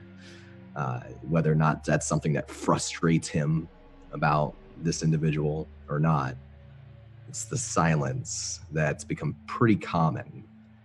And would you say that Mal has started to care about Chris? Probably. I mean, he already did like humanity in general. So there's that whole period of like, okay, well, you're my human now. Other people don't matter. That's why I was like, you fight the girl that's on fire. I've got other things to deal with, but it clearly, things are pointing us in a direction, which means I'm going to have to work harder to protect him. You hear again, Mal, on several other, and maybe it's because you heard the first set and sort of they're attuned to it. Several more of those quakes, the same sounds you heard before, but in Astoria.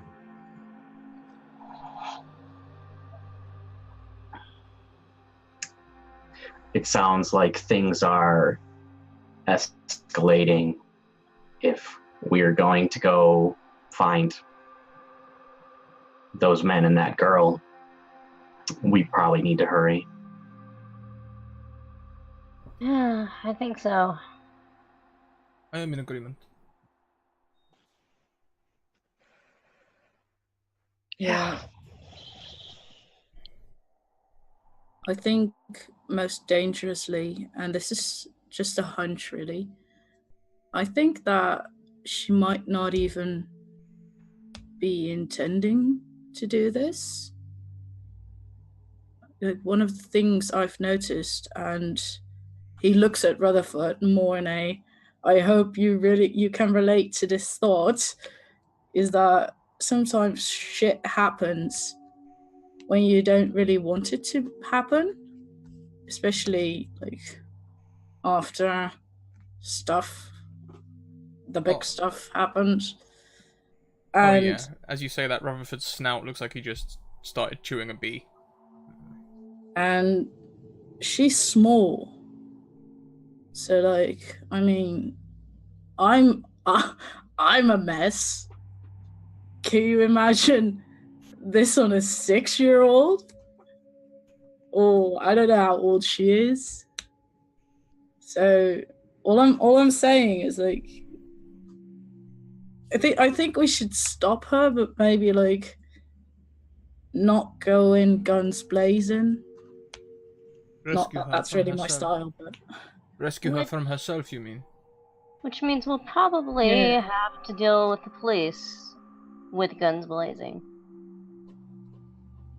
Yeah, well, like I'm just saying, like if they're going guns blazing, well, that's them in a way. But I'm just saying I'm not gonna be the one who pulls a gun on an 8-year-old, No, I'm not saying even if her. she's I'm setting saying we Manhattan might. on fire. Yeah, I'm saying we would probably have to fight the police because they clearly don't understand the situation. Well, I'm up for fighting cops. Rutherford see. will remember this comment. Maybe we can get the girl before the cops find her. That I would actually like that.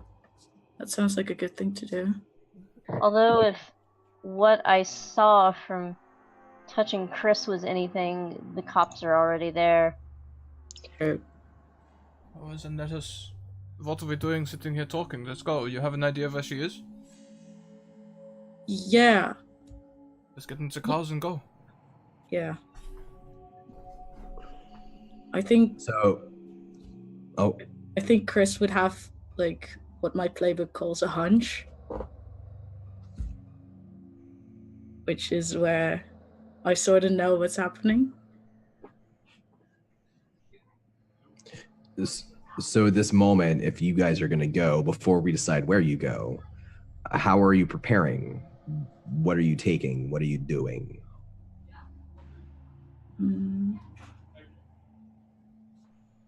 I will just grab another bottle of wine, a bit of food, making sure it's not only bread but also frozen salamis. Yeah, I will take a crate of salamis and chuck it in the back of the truck and get in behind. Just one crate though, this is just a snack for the journey. I filter salami from the crate, and as soon as I grab it, and then as soon as my attention's diverted, I let go, and it's just gone. Do you do this in front of everybody? I mean, if he's holding the crate, I'm trying not to be obvious, but at the same point, it's one of those things where it's almost absent-minded, where it just, as soon as my focus is somewhere else, it goes. Did you So just, Rutherford, did you just absorb? Is that sausage? No, it's for later, and then comes back. Oh. Like the pipe, and then he does that too. You're And then like he just something on the cartoons. something like that. There have been cartoons before. Can you do that with anything? Anything that's smaller than my sword. Ah. There's a size requirement. That is a shame. I remember my favorite cartoon was the Hair Bear Bunch, and they could produce a motorcycle from thin space and ride it invisible. I got excited. I thought maybe you could do the same. No, unfortunately, my motorcycle got trashed. But you do have a motorcycle. I had a motorcycle.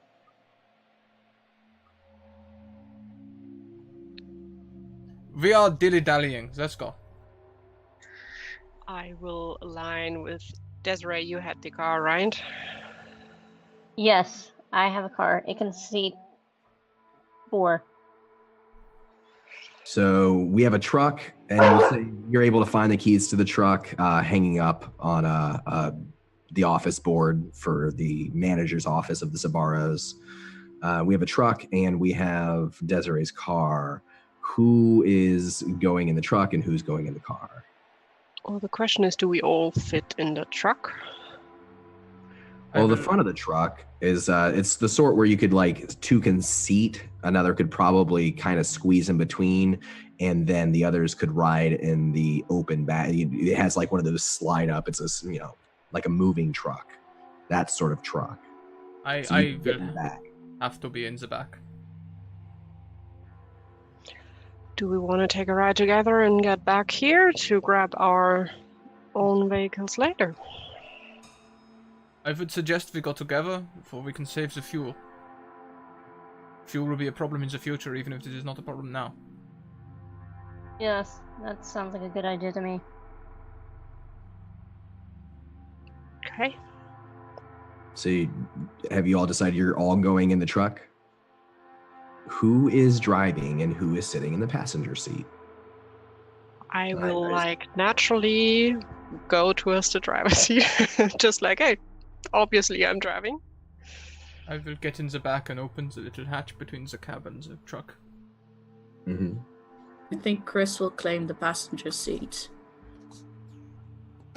So we'll have Desiree and Mal then in the back with Rutherford. And the back of this truck, besides what you've brought, was empty. So when you got into the back of the truck, it had been opened. So somebody had looted whatever was inside here. You've now filled it with the meager provisions that you've stolen from Sabaros or brought with you, and you pack up into the truck. Celeste, you are able to get it started. It takes you a couple of tries. The engine hasn't turned on in a few weeks and it's been cold. Thankfully, the battery does start and the truck is alive. As it starts to rumble and you're pulling out of this loading dock, this little alleyway, so you can get to the main street, you feel again another one of those shakes, this one much louder. You can feel it through the truck. You can hear the explosion. Where do you go? I would just drive in the direction that Cassandra pointed me until someone yells at me that he wants to go somewhere else. So you pull out onto the street into the same intersection you found yourselves on outside of the Sabaro just a little bit ago, now all together in the truck.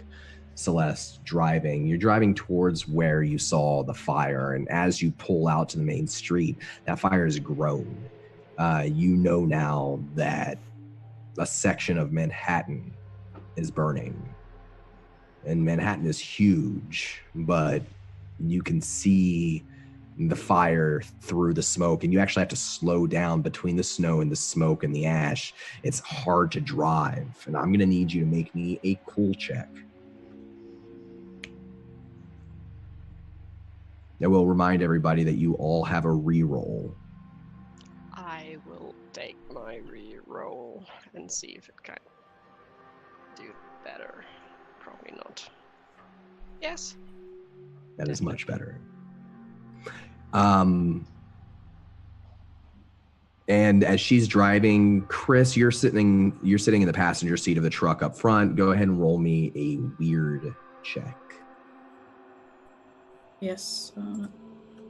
Go. Yep. You feel a wave just before Celeste sees something, a wave of, how to describe it, madness, anger, but pushed beyond the point of reason, minds fraying under heavy duress, acting out. Not just one voice, several voices. What they're thinking incomprehensible, other than that they feel the need to hurt somebody. And a moment later, Celeste, you see through the falling snow and the smoke, it looks like two police officers. They both got their billy clubs, their batons out, and they seem to be striking something or someone on the ground on the side of the street. The fire that you saw before is a little further away. Do you drive past them or do you stop? I will stop. Well, we should keep going. We have a mission. I think the second Celeste stops, Chris has the door open and he's like pretty much barreling out of the car. Yeah, I would just. If he gets out of the car, I'm right behind him. Like I just leap out of the car. He is in slight loose cannon mode, more like seeing what's happening, and it's for people who've met him for like half an hour or something. It's very uncharacteristic for him to be so visibly aggressive. He's like visibly aggressive, nearly charging at these two. Rutherford in the back of the truck sort of sighs, having heard his recommendation be ignored, and steps out too. All right. And what's Celeste do once she pulls over and stops the truck? Does she turn it off? Does she keep it running?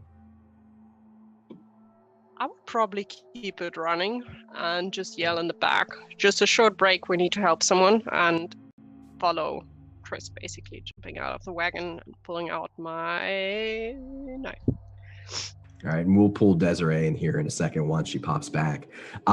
So Chris and Mal, you're the first ones out. Mal, you're right. As soon as you see Chris jump out, you're out right behind. And Desiree. Still returning, I think. Oh, okay. Yeah. So Chris, you jump out. Are you heading straight for this altercation on the side of the road? How's Chris approaching this? Yeah, Chris is like going straight for it. His hand already like up, and he's frowning really deeply, as if he's like not quite channeling something. But I think the first thing he's trying to do, seeing those batons like go at it, is to put a distance between the policemen and whatever they're hitting by generating almost a sort of force wave, like sort of telekinesis force wave towards them and essentially attacking them. All right. So, and Mal, you feel this energy, this psychic energy rush out of Chris as they're pushing forward and you're catching up. And the two of you out first, I'll say you see more specifically what is happening. You've got two police officers with their clubs. And they're beating what looks like an old man in a trench coat. His face is bloodied. And you hear one of them say, "Where is she? Where is she? Tell us." But they are striking him with a brutal force, not giving him a chance to respond. He's trying to hold up his hand. You hear the crunch of his arm bones snap under the force of one of their batons. And then we're going to jump into initiative here. And this is how we're going to handle initiative. I'm going to decide who goes first. In this case, it's going to be Chris. And then Chris is going to pass it off to whomever they feel should be next. And we'll go through an entire round like that and come back around. So starting with Chris. Chris, what are you doing here? As I said, he reaches out and he pretty much like makes this type of movement and just sort of like there's a force wave trying to push them back, almost even potentially push them over.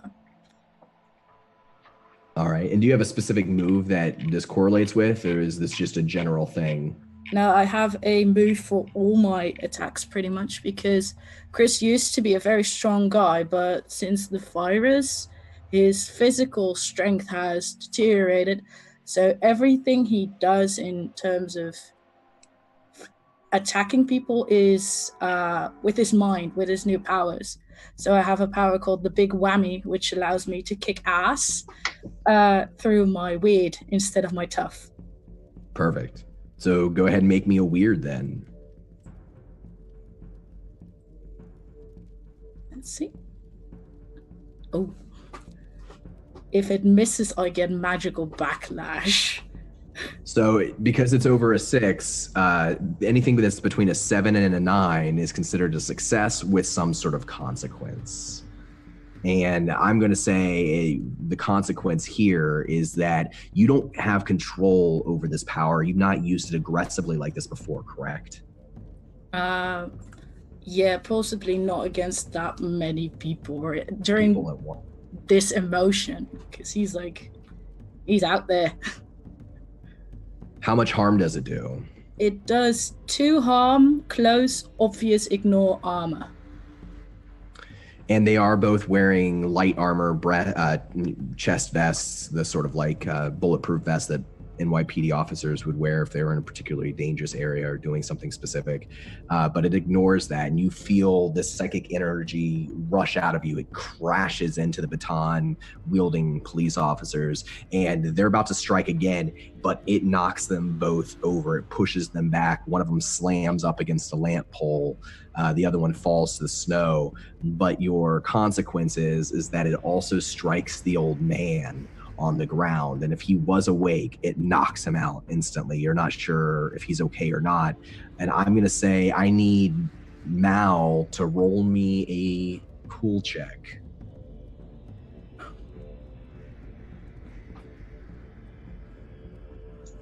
So if I've got a rank of 1, is that considered a +1 forward? So and if you click on the button, it'll add it automatically to your roll. Oh, okay.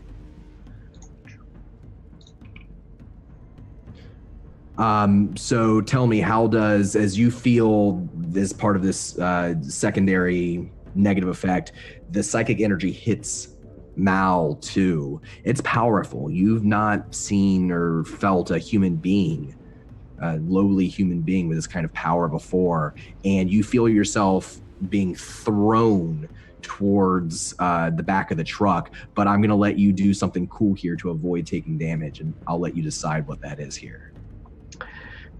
I think what happens is, as he's being thrown, I draw my sword, and as I draw my sword, it summons my divine armor as well, and the armor protects me from taking the damage.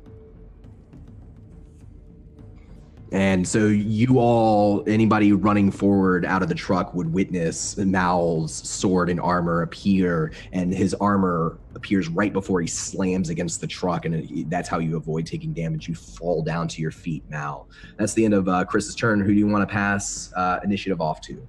I think Mal, because he's behind me. Great. Mal, you're up. All right. How do I feel today? We're gonna attack one of the police officers. No questions. No.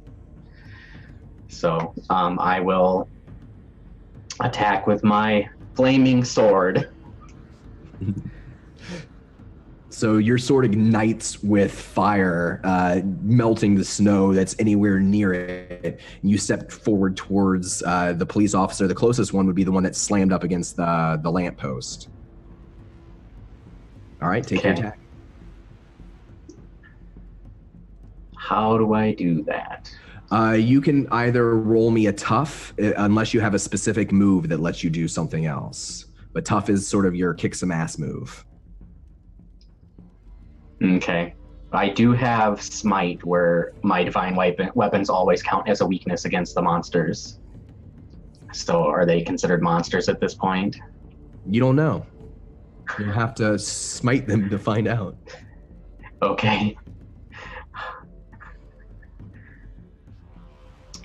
I don't know that. How do I roll with the smiters? It's still just my tough then. Yeah, just use your tough. Okay.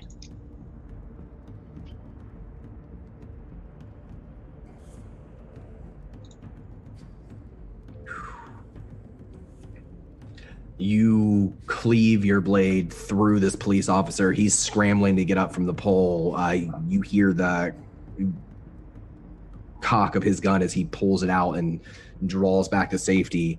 How much harm does your attack do? The sword does 3 harm. How do you kill this police officer before he can say a word to you?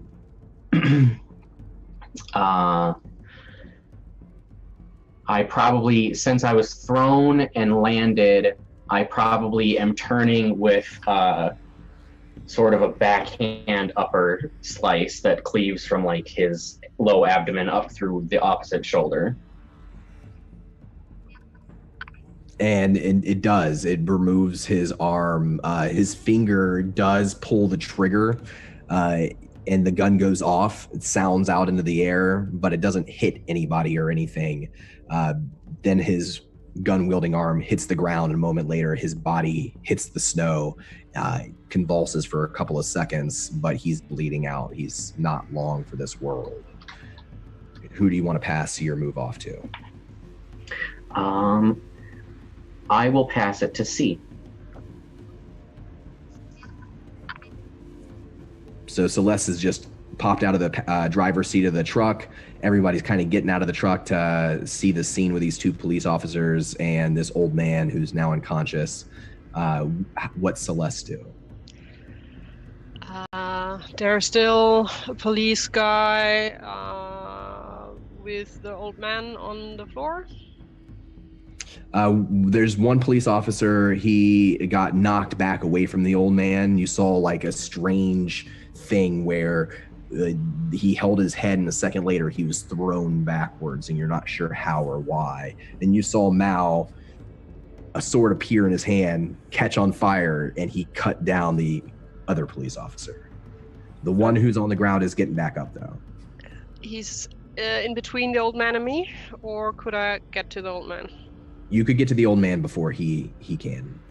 Then I will still pull out my 9mm. Yeah, I will take that and run for the man just kneeling down next to him and trying to see how bad he looks. All right, roll me a cool check.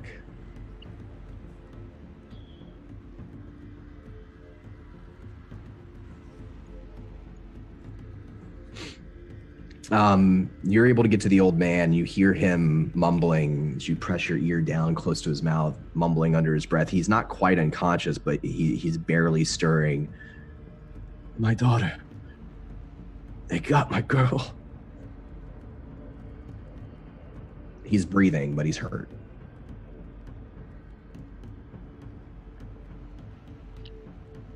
I will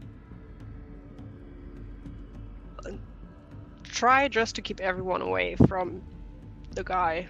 So if any police officer tries to come near, I would try to shoot them in the face. So I'll let you. There's a negative consequence for you only rolling an 8, and that consequence is that you've placed yourself between this old man and the police officer. He's pulled his gun and he's aiming it at the old man. And if you want to try to put yourself or shoot him first, then either you can put yourself in front of the old man and roll me a cool check, or you can try to shoot first and roll me a tough. I have the little thing never again. Mm-hmm. In combat, I may choose to protect someone without rolling. And it's as if I rolled a plus 10 or 10 plus. Excellent. I will do that. So are you just going to put your body in front of his, or are you going to actually try to shoot this police officer?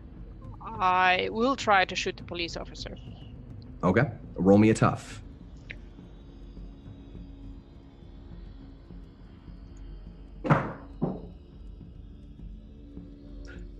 You fire your handgun at the same time he fires his, but you throw your body in front of the old man. He's aiming for the old man, not for you. And you take a slug in your shoulder at the same time. Yeah. Can I gift Celeste my reroll, please? Absolutely. Thank Thank you. Let's see if it works. Do a little bit better. Tough. No? It was worth a try. You both fire on each other. You both strike each other. How much does your handgun do? Does it do 2? Yeah. Right. And his armor absorbs a little bit of that. He falls back, holding his chest, breathing hard, but he starts to raise his gun again. You take 2 harm as well, unless you have some armor that helps. I have some armor, so only 1. But you are right now, you're still managing to keep yourself in front of the old man between you and this police officer. You both just shot each other. Your body armor thankfully absorbed some of it. Who do you want to pass your turn off to? I would pass it up to Rutherford because I would guess he would have followed, seeing me jumping out of the wagon. All right. I have a question actually about initiative. Sure. So since we get to pick, can we pick you with the NPCs? So the way that this game works, the NPCs don't get a turn. I never make a roll.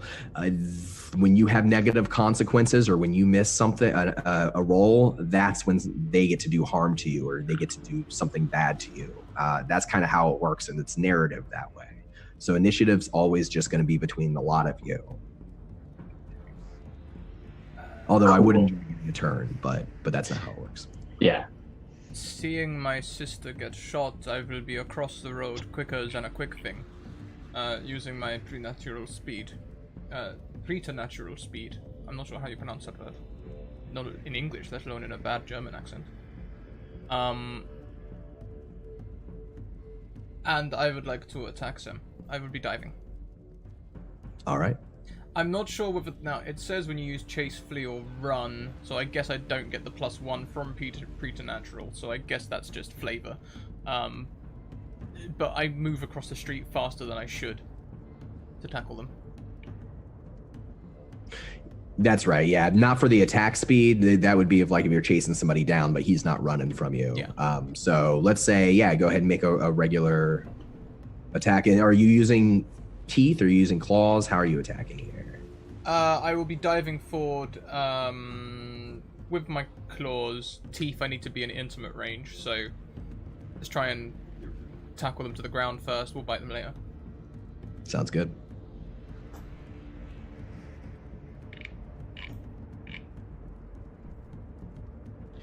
Oh, you do tackle him to the ground. He's about to shoot your sister again, and you hit him right in the stomach. You bowl him over, and you find yourself much larger than he is on top of him. He's struggling to get his gun around. He can't get his other hand to his baton to strike you. Yeah, I'll just squeeze my nails into his shoulders. And despite his body armor, he's bleeding profusely from where your fingernails are digging into his shoulders. He's not unconscious yet. He's still struggling. Ooh. And then that means that your move moves to Desiree. So Desiree, you pop out of the truck. You've seen just chaos. These 2 police officers beating this old man. The officers strangely go flying across the sidewalk. Mal is now wearing armor and it has a flaming sword. He's cut down one of the NYPD. You've seen gunfire between Celeste and the other police officer, and Rutherford is now on top of that second police officer. Okay. I think with the one police officer taken out and Rutherford pretty much dealing with the other one, that Desiree is probably going to run over to C and the old man and kind of kneel down next to her since she saw her being shot, and it's kind of like, "Are you okay?" The old man is, you just like with Celeste, you hear mumbling, "My daughter, they got my girl." And he shakily pulls up a hand, his finger pointing. And if you follow the line of his finger, it's to a building just across the street on the other side of the truck. and through the smoke, you can see that there is fire coming out of its second-story window. Okay. I think she'll stay here for now, but next turn she's probably going to follow up on that. All right. So we're back up to Chris at the top of initiative. Yeah, small question. How angry am I still? Since the one is gone. Roll me a weird check. Yes, let me see.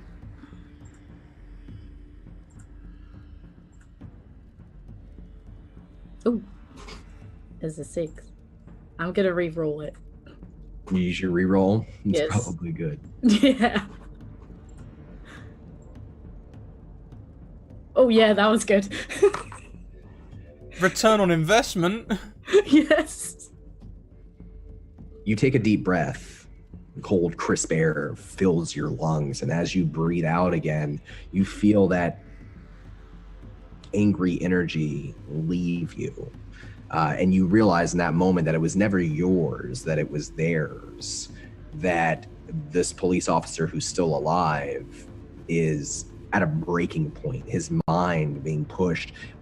It's not his fault. With a 13, you realize there's some other psychic force at work that's driving this man to violence. And you now, this close to the source, can tell that there are a number of other human beings experiencing something very similar across the street. Yeah. Let's see, what do I want to do?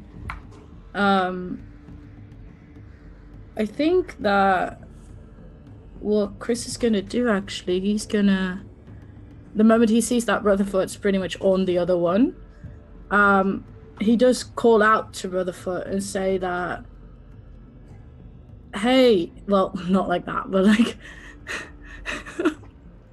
like it's not him. He's not the one doing this. Something is making him do this in like an attempt to keep Rutherford from like actually like killing this man.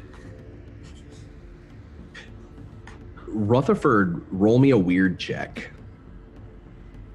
I am good at severe checks. I am okay at severe checks. You feel a compulsion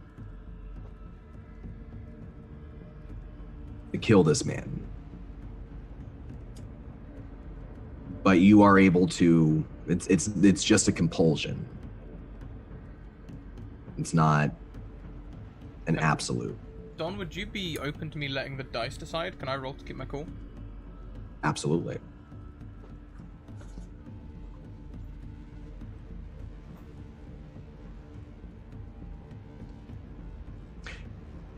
You keep your cool if you so desire. You're able to fight back and not murder this police officer. But it forces you to really focus your mind, and like with Chris, you have a splitting headache. It feels like somebody is digging their hand around inside your brain and banging against the inside of your skull, and you'll take one harm, but you're able to stop yourself.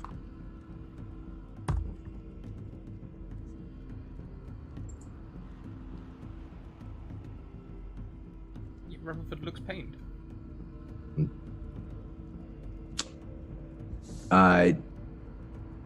We'll say the police officer at this point is passed out, still breathing, shallow. Yeah, I probably would have knocked him out to stop myself from killing him. If that makes sense, you know. When they're alive, it's more provocative. Yeah. I mean, I've never been in that situation myself, but I can imagine. We'll say we're out of initiative at this point for the moment. I want to hear from Mal and Celeste. So Mal, let's start with you. What are you doing in this moment? the first thing I do is I would put my sword away, so my armor goes away as well, because they're kind of linked usually. I should add though that the armor comes with a helmet, and on the helmet there are curving horns, so it's not clearly, it's not like an obviously above game. It's not obviously angelic. And then I would, honestly, I'd probably check Chris first because he's my friend. Are you all right? I'm good. I'm good, but we have to get over there. It's spreading? I think it's spreading. Can you tell me where it's coming from? I think I can. I'm pretty sure I can. I can feel it too.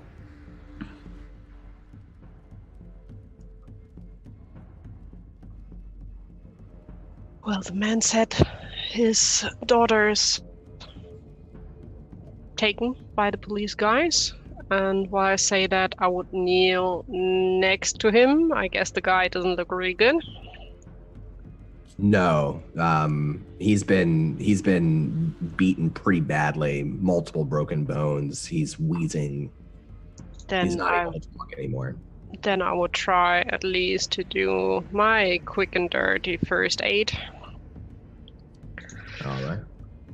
So let's see. Yes, that is good. So on a 10 or more, it's all good. It counts as normal first aid plus stabilized injury and heals 1 harm. You would know too with a 10 that exposure to the cold is a big threat to this man right now. So are you trying to get him somewhere warm? Are you taking I would look around. Is there any place? Well, we could still drop him in a van or in our truck. There's a building across the street that's burning, and you know that there's other fires. But the back of the truck is still open. You could put him in the back of the truck. Yeah, I would just motion to the rest. Let's get him in the truck. We need to keep him warm. He knows something about a girl, I guess. What about this one? Rutherford hasn't gotten off the police officer. Let him where he is.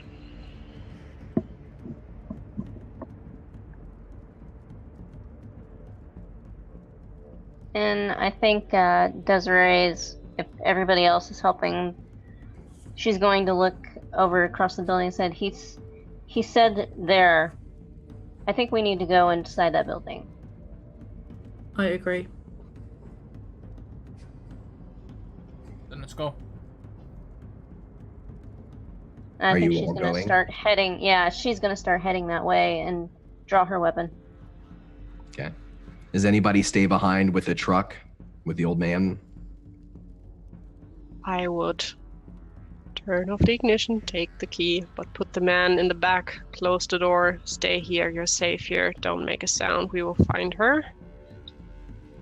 And I will give him my jacket because I'm stupid. Just like over him, at least that there is some kind of warmth.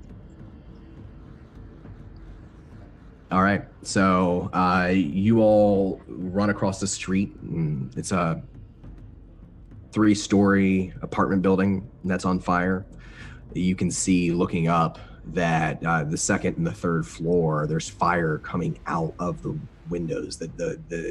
It's burning. You don't know until you go in how bad the first floor is, but you can't hear what sounds like yelling, shouting from inside. This time can I use the run ability? I would like to run into the building and quickly find wherever the people are. Absolutely. So you make is there a check you make with that ability? Yeah, I just get +1 whenever I do a run check. Perfect. Cool.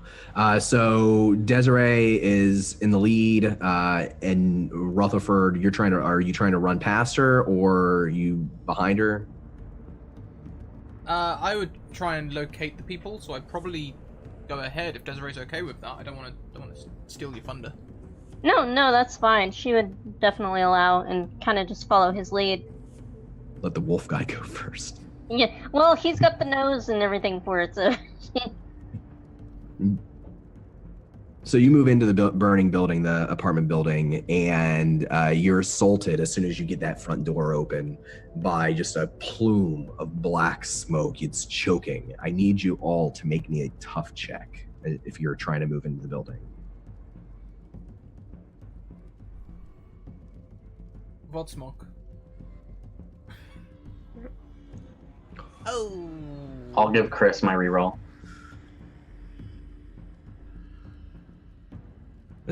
Are we all out of rerolls now? No, Desiree still has one, and you still have one, Don. Yeah, I'm gonna use my reroll. So 1 second. It's a good idea. Did you use yours earlier, did you say?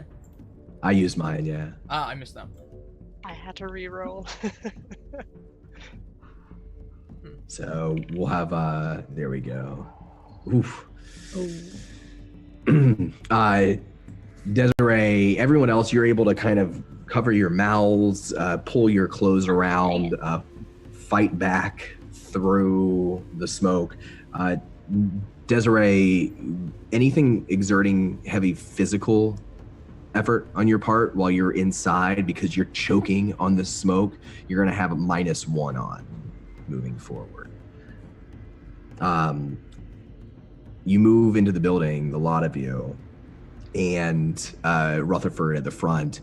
You hear shouting from what sounds like up on the second floor where you know there's fire. Nothing on the first floor seems to be on fire, but beams are starting to collapse inward. The smoke is filling the entire area. And Rutherford, you see 2 police officers as you're running down the hall, looking around. One of the apartment doors is open. You see 2 police officers through this apartment door. One of them has the other one's head and is just repeatedly smashing it into the floorboards again and again. Are they near any, exits to the building? They're inside one of the open apartments. But I mean, is there, any exit, like a window or something? Oh, yeah. Yeah, there's windows. You're on the first floor still, so there's windows out of the apartment. Only first floor? That should only be a minor injury. Can I grab the person slamming him and throw him out the window? Absolutely. Make me a tough check.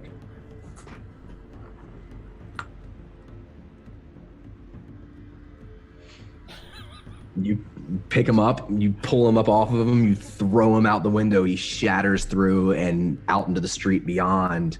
And you see him stand up, walk to the edge of the window after his face bloodied. Sorry, English to American. I thought when you said first floor, you meant we have ground, then first. Oh. Never mind. It's all good. It's all good. But you still throw him out the window. He stands up and you see him appear at the window, his face bloodied, and he looks like he's going to pull himself back in, and then he pulls his head back and he slams his face forward through one of the broken shards of glass. You see the shard go into his eye, into his cheek, and his head is jerking around for a second, and then he goes still.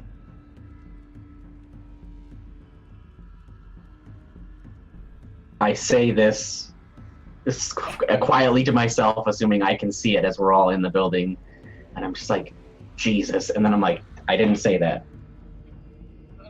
Okay, I will call back to everyone else. Okay, do not let them near sharp objects. I think Desiree's just gonna be like, what in the hell is happening to these people? Something is controlling them. Something, like, do you guys not feel it? He looks around very worried at the rest, wondering when the next one's, sort of gonna blow. Like the drum on the inside of the temple, yes? Exactly. Yes, I feel it. Okay, that's bad. I will try not to beat you all into a pulp like this one. I would like that, thank you. For now, just stay low. keep low to the ground, guys.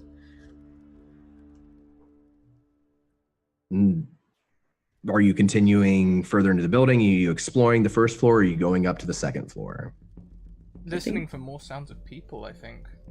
I think Chris is trying to channel sort of like where he feels it's coming from, like where the source seems to be coming from. The old man pointed to a window on the second floor, right? That's correct. Okay, so I think Desiree would say he pointed to a window on the second floor. So we need to get to the second floor somehow. I feel like everything's going to be happening there. Then I think we have to go now. There's a stairwell at the far end of this hallway that you assume would wrap around up to the second and the third floor. I think Chris is gonna go. Like, the cannonball's been shot. Yeah, Desiree will just going up. All right. Everybody heading up? Anybody staying behind? Definitely heading up. I will Yeah, follow I'd be around. heading up. While the image of the policeman killing himself was upsetting, I'm not particularly concerned for them. You, as you're climbing up the stairs, you're climbing over the bodies of multiple dead NYPD officers, all of them some sort of violent demise, self-inflicted or inflicted by a blow from someone else, several bleeding from what looks like gunshot wounds. You get up to the second floor, and as soon as you open the door, more of that smoke assaults you, and you can see the fire blazing down the hallway. The heat's so intense that it's actually very difficult for you to move forward. You can feel your skin recoiling and burning just from being this close to the fire. Everyone can roll me a tough check. Desiree, you'll have -1 on this. Which you don't have to do anything special. We'll just know. Oh, and here we are without any rerolls. All right. Desiree and Chris will both take 1 harm from the heat pressing forward. And you can all see now that through the fire there is a shape. Desiree and Chris, you've seen this shape before. It's the silhouette of what looks like a little girl standing calmly with a flame all around her. And you see another shape also standing calmly, not burning. And that figure, gun in hand, turns to look back over its shoulder towards you, and you can see through the firelight, it's the face of Ivan, the blonde-haired police officer.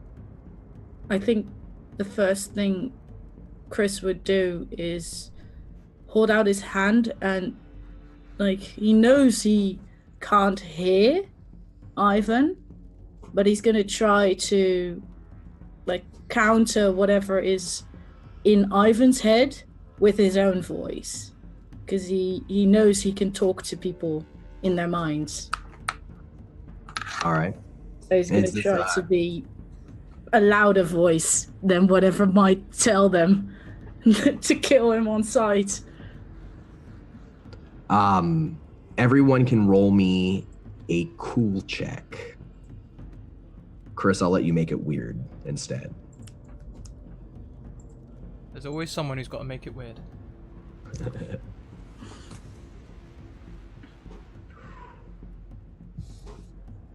I'm not very good at keeping my cool.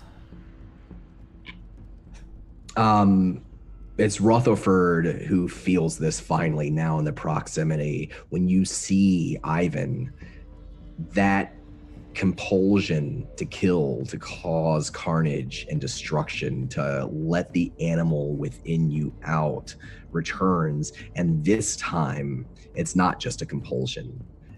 It's filling your entire mind. Again, it feels like somebody's reached into your head and is banging against it. And the only thing that will release the pressure is violence. We'll bounce back to Chris here in a second, but how does Rutherford deal with this? And he's on the other side of some glass?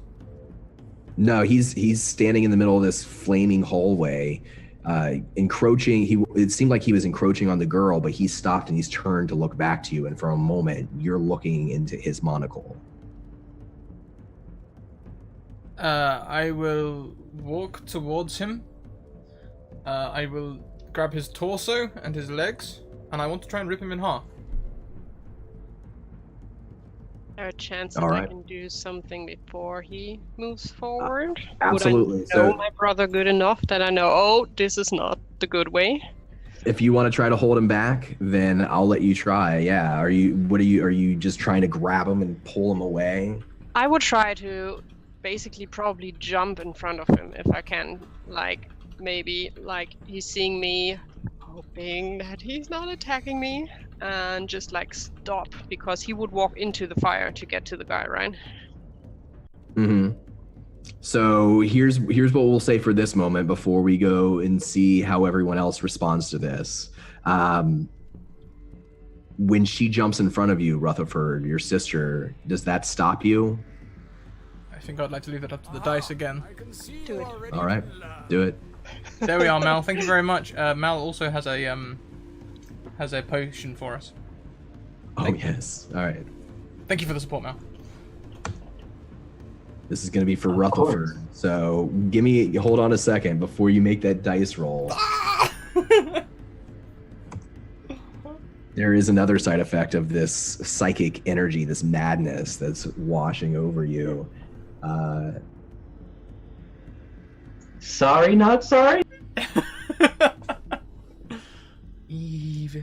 This is a delusion. And here's what I'm going to say for Rutherford. When you're looking through the fire, not only do you feel this need to release the animal within you, you don't see a strange little girl beyond Ivan. You see Cassandra, your sister. Oh, Celeste cannot stop me.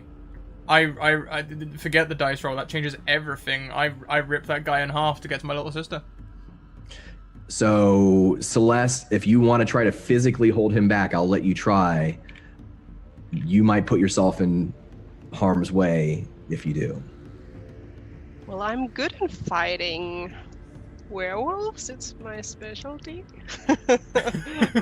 So I would try, honestly, because I don't see her there. I don't see what he sees. I'm just like, he wants to attack probably the guy, not the girl, at least I hope, but I don't want to run into the fire, so I will try to hold it back. Give me a tough, Celeste, with your bonus.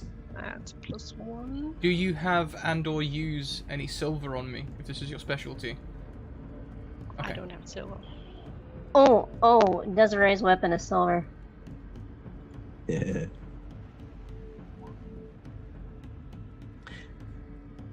So how do you hold him back? How do you stop him?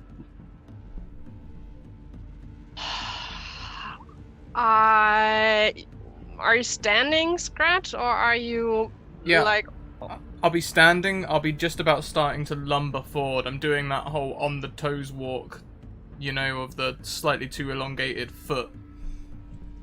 I will probably be doing something stupid, just trying to stand my ground, giving him a hug, basically, like wrapping my arms around him and just probably rather yelling in his ear that you will die in there. We need to do this carefully. And I'm not losing you too. I'm gonna put it out there. I think you're gonna need to. You would know you're gonna need to physically restrain me somehow. I will just try to stand basically up in front of you, and let's see. You should be stronger than I am. I'll let you make Rutherford. I'll let you make a tough check as well. Let's see. No. I crit that. You did. Are running me over. So she puts herself in front of you and you throw her to the side. Celeste, you go into into a door and bounce off of it, and you fall in the middle of this hallway, flames licking at you. This is going to be burning damage. 1 harm, ignores armor. And Rutherford, you rush into the fire as well. 1 harm, ignores armor from the flames. Before you can get to Ivan and the figure and the girl in the fire, Chris, you are lashing out with your mind. Are you using a specific ability? I was using telepathy to try to overpower her influence over Ivan's mind. Go ahead and make me a weird check.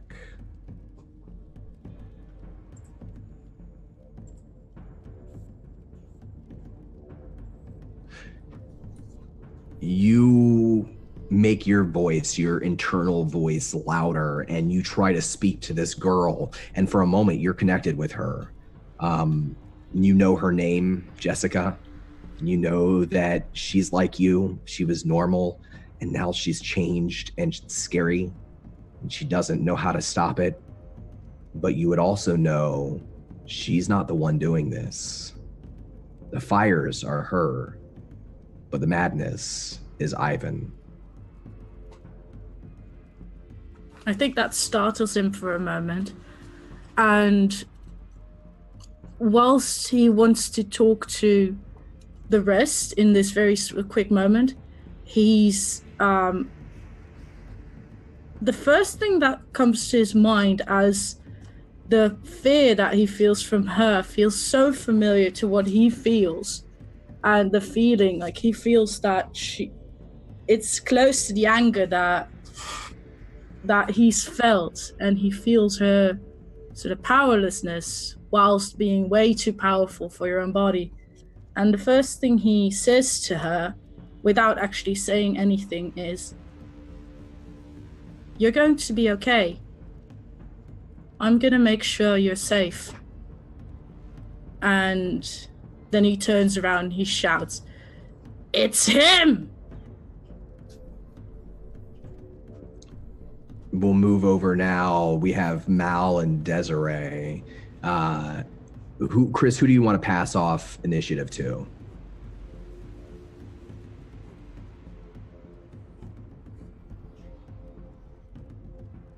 Me. I think I'm gonna give Mal. So Mal, you've seen Rutherford toss Celeste into the hallway, and he's rushing into the fire. Mal, you've seen and heard Chris turn around and shout, "It's him." And now you're standing here looking into the flames yourself, and you see the silhouette of the girl, and you see Ivan. He's drawing up his gun. He's turning away from you and turning back to the girl. What do you do? As soon as Chris goes, "It's him," I think I instinctually understand what he's telling me. And so I calmly walk through the fire, drawing my sword, and then I'm going to attack Ivan. So you'll to walk through it, to get to Ivan, I'm going to need you to make a cool check. Okay. We'll handle the attack at the start of next round along with Rutherford. No. As you step into the flames, Mal, first off, take 1 harm from the fire. Then, the further you walk in, the more you begin to lose yourself. You've not experienced psychic power like this before. This is not a human thing. You've known demons and devils, and this is the corrupted influence of something from hell. And as you're moving through the fire, you lose yourself for a moment. Maybe once before you were fallen, you could have resisted this, but now you can't. And it's not Ivan that you're going to turn your blade on. It's Chris.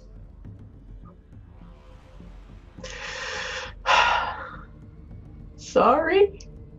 You won't make your attack yet. We'll resolve this at the top of next turn.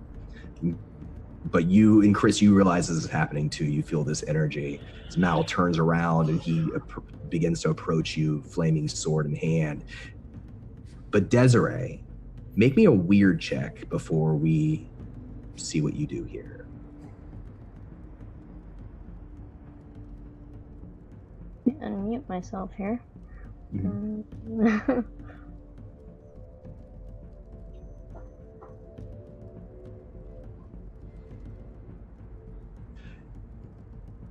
You feel that overwhelming, deep sadness touch you again.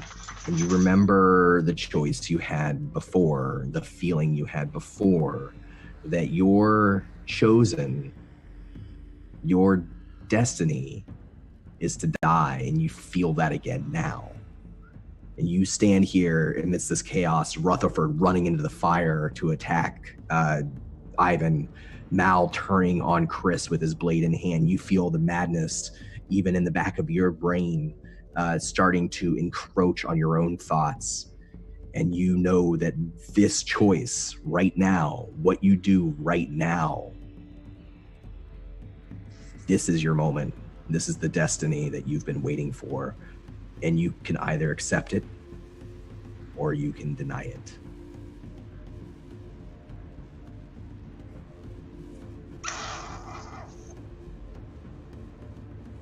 This soon after everything that's happened, I think she's going to deny it, but also try to come between Chris and Mal, like with her staff held out, and just be like, "What are you doing? Stop!" Roll me a cool check.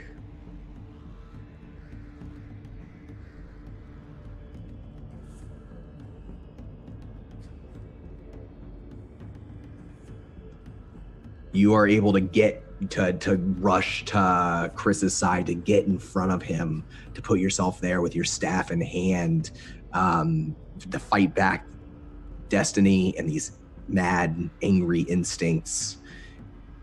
But not before Mal is going to take a swing, and we're going to resolve the combat now, which is Rutherford attacking Ivan. So make a toughness check for me. Rutherford. Yes. And Mal attacking now Desiree instead of Chris. And Mal, I need you to make an attack roll for me too. With that 11, I'll remember I have Claws of the Beast, so I do an extra 1 harm when I'm using my hands. So that'd be 3. I got a 9. So Rutherford, you crash into Ivan right before he pulls the trigger of his gun, almost point blank range of this little girl, and he is driven backwards by your attack. He stumbles through the flaming window where you saw the flames licking outside when you were rushing into the building. He falls out of the building from the force of your attack. You're standing there now, Rutherford, in front of what you thought was your sister, but now as you're looking at her, it's just an 8-year-old girl, maybe. She's looking up at you scared. Her flesh isn't burning, but yours is. You'll take 1 more harm from the fire. Okay, I think if I take 1 more point, I become unstable. Full of rage and anger, I will tell her that she is fine. And then I will dive out the window after him. I need to kill him. All right. Go ahead and make me 1 more tough check. And 1 more cool check. Meanwhile, Mal, you cut through Desiree, but there is a consequence. There is a consequence, and that is that Desiree, if you wish to strike back or move out of the way, I'll give you that option. It'll hit Chris instead if you move out of the way, or you can strike back with your own weapon. I'm trying to see how... Well, I know she can heal faster than normal, so with resilience, but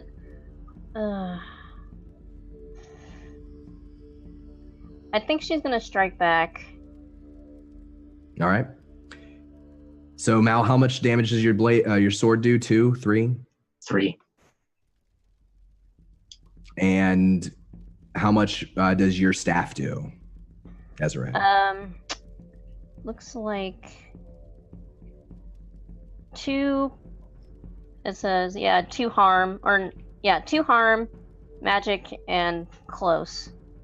And close. So you thrust your staff, striking Mal in the face. And Mal, there's something about this staff that's special. It hits you so hard, it feels like your face is being hit by a sledgehammer. Meanwhile, it snaps you out of your madness for a second.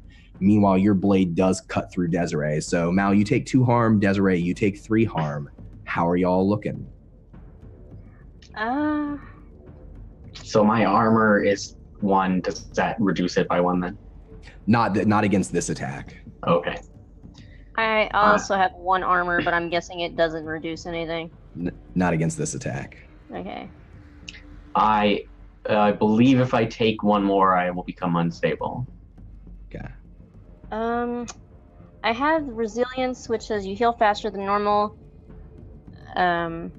Anytime your harm gets healed, heal in an extra point. I'm not sure how fast that kicks in though. I don't think we've had enough time quite yet. So you both hit each other hard enough to not kill each other, but wound each other pretty badly. It does snap both of you out of your madness. You feel that pressure release. Celeste, you witness your brother run through the fire. He attempts to dive out the window, but another flaming beam falls from the roof above. It strikes him in the back, and he is caught beneath a flaming beam. Rutherford, you will take another harm. I am unstable. You are unstable, and with a 6, and for your tough, I'm going to say you're also unable to get free of the beam. Celeste. Can I yell to Chris? Because Chris is the only one basically halfway standing. We need to calm the girl. We need to stop the fire. Because Ivan is out of the window, right? So he's not in the room anymore? Not at the moment.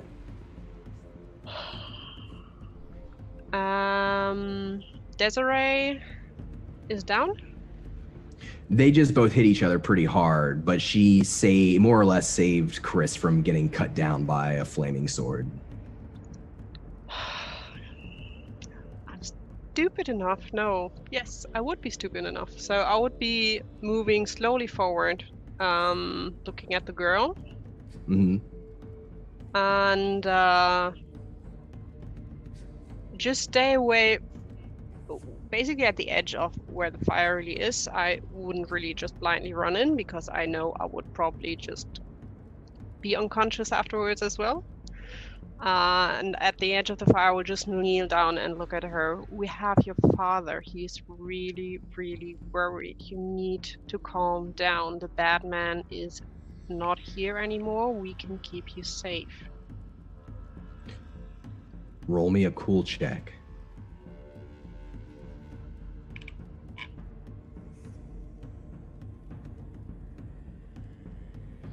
You will take 1 harm from the flames as you step forward. Okay. You're unstable with 4 harm, right? 4. Okay. Mm-hmm. She seems hesitant. She reaches out a hand and then she pulls it back. And Chris, you understand that she doesn't know if she can trust Celeste or any of you. She doesn't know what's happening. She doesn't know how to turn it off.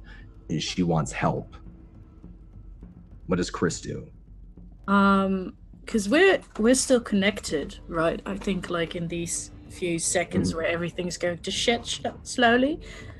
I think he sort of jumps out of the way when Desiree and Malidel like bash in on each other. He uses that to like sort of quickly sidestep just a little bit, and yeah, his attention is entirely on her to the point where he is almost ready to just walk into the flames, but he's not gonna. Instead, he's gonna try to counter her and make a path in the flames. Like sort of Weird. Red Sea-ish. With that psychic force. Yeah. Give me another weird check.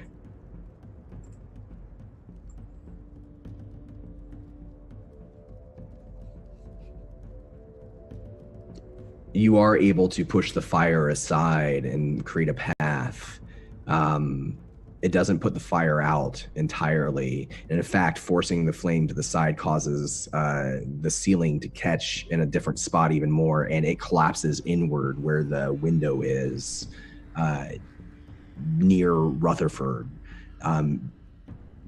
But as you spread the path, the girl turns towards you, and she steps through the place where the flames used to be, and she slowly holds out her hand, one to Celeste and one to Chris. Chris immediately kneels and reaches out for her, both arms ready, his entire face is eager, just come here.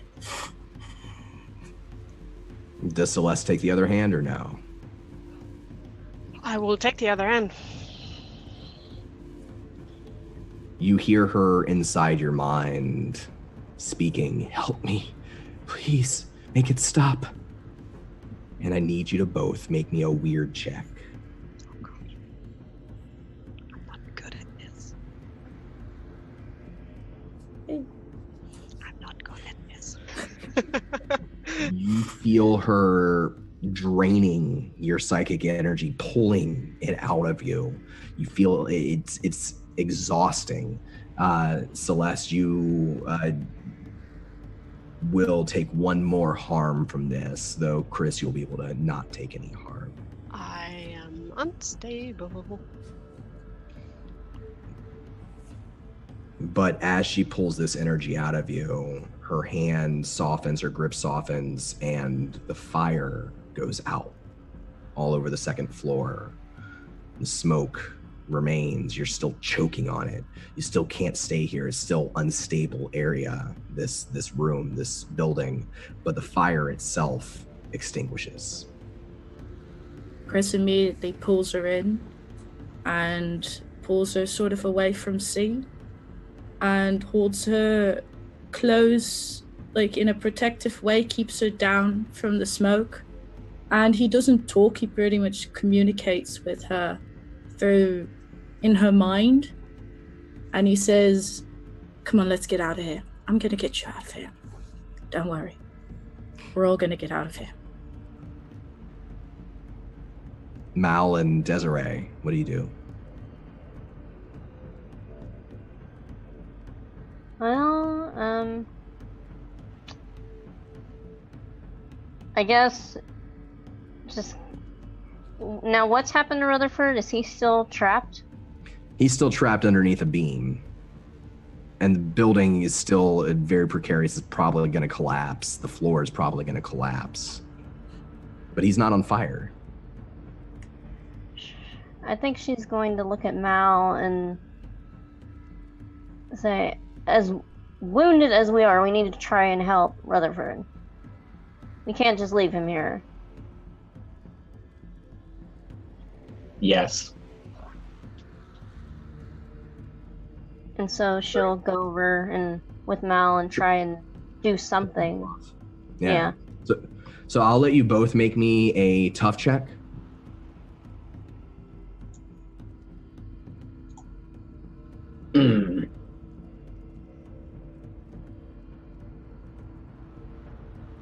Sometimes them horns just got to pop when the dice roll well. From the angel. The both of you together are able to show considerable strength. I mean, this is a half collapsed wall and a beam on top of him. He's not able to get it off of himself, but together you're able to throw enough of your weight underneath that Rutherford, you can escape. And as the beam is lifted, it feels like the pressure in the back of your brain is lifted too, that anger, that madness. You know somehow that Ivan's gone and you're free. I will crawl from where the beam is so they can drop it again. But I am badly injured. I'm not going to walk. I think Desiree will try and help steady him as much as she can. I'm going to go so far as to do a little bit of a roll on the ground to try and put the flames out. I'm now a slightly bald werewolf, it would seem. Where the embers are still burning. Celeste, what are you doing right now? The moment I see basically that Chris has the girl, I will just, and the fire turned out, I will just pat her on the shoulder, but letting go slowly, not like, hey, but really just slowly, like he's getting this, and I would go over to my brother and see if I can help him with a bit of first aid and help him to Get out. The flames out. So you throw his hairy arm over you. He's not on fire anymore. You're able to kind of see if you can get him out and stabilize him. Give me a check here. That medicine, like my first aid. Yeah. What do we call that? It's cool. Nope. Definitely not. She made it worse. At all. It doesn't say what happens if I roll really bad, but I guess so. So you're able to get him out. You're able to help carry him out, but it's not, doesn't hurt him more. It's that you're injured, and trying to carry him out is pushing you to your physical limit. I'm gonna say you take another harm getting out of this building before it collapses. Okay. Is anybody doing anything here besides trying to get out before this building falls in on itself?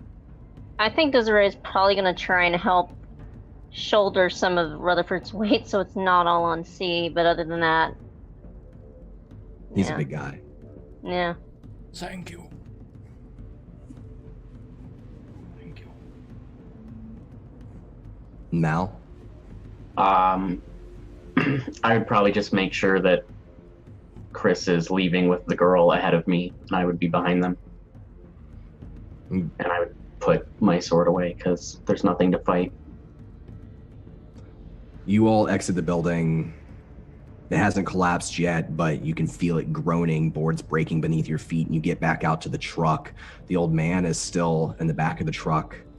Ivan, you can see where there's shattered glass on the street where he must have fallen through, but you don't see him. He's gone. He's nowhere to be found. And you climb back into the truck. Celeste, are you driving?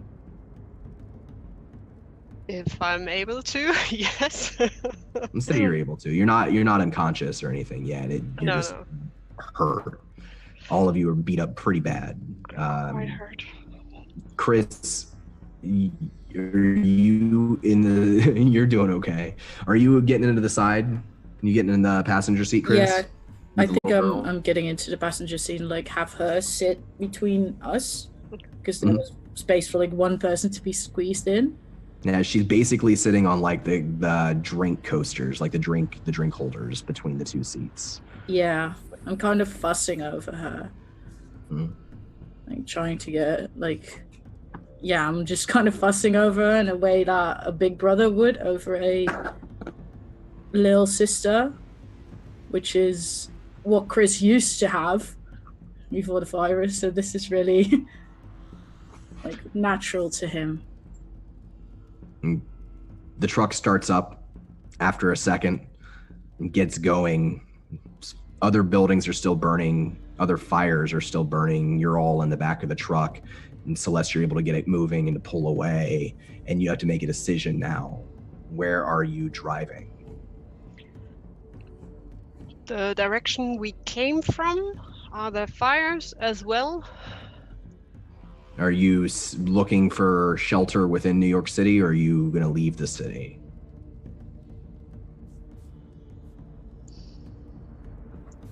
From the back, really croak.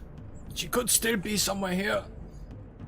I would probably go to basically like pizza place and then like, guys, let's see, we definitely want to stay around here and have a look still for our sister, and I don't know what the others would do, so I wouldn't just drive off. And you But, drive back towards the Sabaros then, the pizzeria? Except I see that there is burning hell, because then it wouldn't make any sense. But if there's no fire in this direction, then I would go there. That area is not burning yet. Not yet. And you drive back off, and she tells everyone else, Desiree, Mal, Chris, that they're going to stay in New York City, continue to look for their sister. Chris, the girl on your next to you, is kind of stunned, kind of in shock. She's not talking yet. She's not talking inside your mind. You feel exhausted. Everyone feels exhausted and hurt. Is everyone staying in New York City? Are you staying together? Yeah, I think so. I will go wherever I am put until I get patched up. Yeah, until Desiree heals. Yeah, she's gonna stay with the group. So with the truck leaving the ash and the snow and the smoke and the fire behind to return to Sabaro's Pizzeria with this girl, your newest member of this little group, that is where we're going to end our session today. We'll pick back up next week, maybe not at the same point in time, maybe a little bit in the future. And one of the fun things that we're going to be able to do, I think, with this is to kind of bounce around and look at different times and different areas and different little stories. But I think there might be a little bit more of a story to tell here we can return to at some point. Oh, yes. That's where we're stop for today. Fantastic. Thank you so much, Don. What an awesome start to the season. Fantastic premiere episode. Thank you. Now, we are all running a little bit late today. So we'll just do a quick wrap up. We'll go around, just tell us who you are, where we can find you online, and briefly tell us about your favorite moment. And then I'll do a quick wrap up at the end, and we will go that way. We'll go the opposite way around this time. We'll start with Dan. Hi, my name is Dan. I played Chris today, and I can be found on Twitter at Academic, which is mostly a personal Twitter, but sometimes there's tabletop roleplay shenanigans going on. My favorite moment, wow, hold on, what would be my favorite moment? Copious mentions of salami, and also I guess Mal and Desiree just full on whacking each other in the face, like simultaneously. That was pretty good. Like, I like that visual going on. Fantastic, thank you. Next around we have Kay or Tayran. Oh, hi. Oh, hi. As Spartacus said, I'm Kay. You can find me on Twitter on Eterwin. I will also be on Spartacus' channel again on the 24th for the D&D 5e. And let's see, my favorite moment. I know Dan already said it, but I have to agree. I think the whacking in the face was probably my favorite moment. And also the comment that Desiree made to Ivan about his monocle. Like, are you trying to be Monopoly Man? Like, what is with this, dude? Like, it doesn't go with the rest of your outfit. Those were probably my two favorites. Fantastic, thank you so much. Next around we have Malhadale, playing Malhadale. Hi, Malhadale. Hi, I'm Mal. I'm Malhadale. You can find me on Twitter and Twitch at Malhadale. My favorite moment, honestly, my favorite moments were anytime someone added like little bits of their character into scenes where, like, you know, for example, when I'm like, oh yeah, if it's snowing, the snow doesn't hit me. Like, the little touches like that are always so interesting to me. So that's stuff like that. Perfect. Thank you so much. Next around, we have the wonderful QEV or Vicky. Oh, hi. Well, hi, thanks first of all for everyone watching, and thank you for everyone for the amazing game. It was so much fun, and thank you Roll20 for biting us at least at the end in the ass for good rolls in the beginning. It's hard to pick a moment, I have to say. It was quite fun to see basically the characters just evolve and how they work together, and to see where that goes. So that was really, really fun. Same what Mel said. That's basically the same idea. So I'm looking forward to more. Back again next week. Maybe, probably. Probably. We know now, people with monocles are no friends. They're evil. And lastly, our maestro for today, Don. Oh man, that was a blast. I love doing it. It's totally different than how I've ever ran any other game. I didn't prep anything besides like 2 sentences, which is not how I usually go. I usually have like 10 pages of things that I've written, but I had such great fun. Loved playing with you guys. Most of you for the first time. Loved all of your characters and all the little details that you brought that I thought were so cool. That's what I love about this. And like Mal was saying, that's what I love about the system too, is that it really encourages creativity and thinking about who your character is and how they interact with the world around them, and not feeling limited by rules that are arbitrary and don't matter for telling a good story. I thought we got to tell a really fun story today, and you all survived, and hopefully we can get everybody back together. See, I'd love to get the chance to play with you guys again. Next week will be, I know, with a different cast and a different story, and I'm excited for that too. In the meantime, you can follow me at Donathan Fry on Twitter. I play and run other games. You can check them out on my Twitter because that's where I post everything. That's where I live.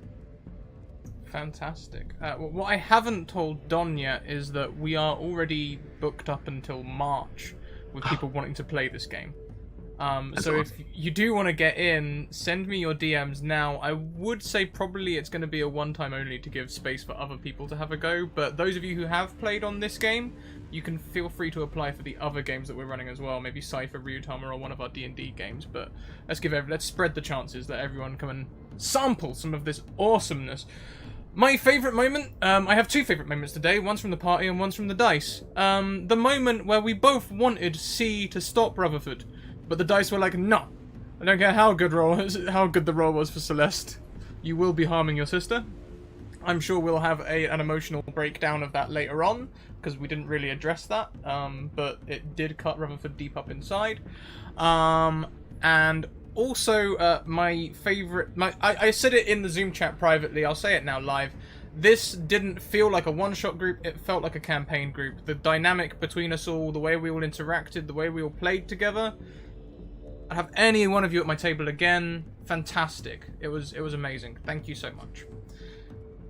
So, now that the bot is working, I will quickly run through our things. So we have social links. Go and check out our Discord, Twitter, and YouTube. You can get all the links there. Discord for community, Twitter to get a game. Send me a DM on Twitter. That is the best way to get a game.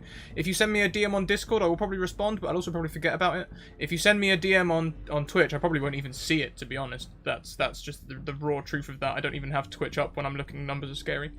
And YouTube, you can catch this video. It'll be on YouTube before the episode next week. Look out on Twitter for the announcement. I'll announce when it goes live. Next, we have a Patreon. Patreon is the #1 way to support us, and we just hit $500. We did hit it on Friday, then it dipped, and now it's come back up again. So we've hit our target of $500 a month. Thank you so much, everyone. At the moment, that is just purely to keep us running full time. I'm going to think of some more things that we can do with it, because now anything that goes onto the Patreon other than that is probably going to go more towards developing the stream, going onto our improvement budget, and make things bigger, better, faster, stronger, all the other adjectives, verbs in that song. My year 3 teacher taught us, whichever one it was, she taught us all the adjectives were, and then at the very end of the year was like, oh yeah, guys, right, you know everything I've taught you about adjectives, they were actually verbs, so I'm forever scarred by adjectives and verbs. I can't tell the difference between them. That was a sidetrack, an unnecessary sidetrack. Merch. We also have merchandise. Please check out our merch over on Redbubble. At the moment, you can use the code TAKE20 to get 20% discount off site-wide, which is included on my merch. So if you want to go and grab one of these tees, well, not one of these tees because this is the black and gold exclusive one, but if you want to go and grab a coloured one, you can go and do that now with a 20% discount. Lastly, we have sponsors. Bird in the Storm Publishing. They make content for D&D 5e, including modules. Also, we have Mage Hand Press, who made the Dark Matter 5e expansion, which is a sci-fi expansion. You can catch completely legitimate business, which runs at 10 PM on Thursdays. It's a really good game, and it's already up on YouTube. We also have some more sponsors down in the panels below. Go and check out arasavad.com, tabletoploot.com, and rootinc.com, each one of which I have a discount code for. So you can go and get yourself some discounts if you want dice, accessories, or maps. Please feel free to do so. Today we are going to go and pay a visit to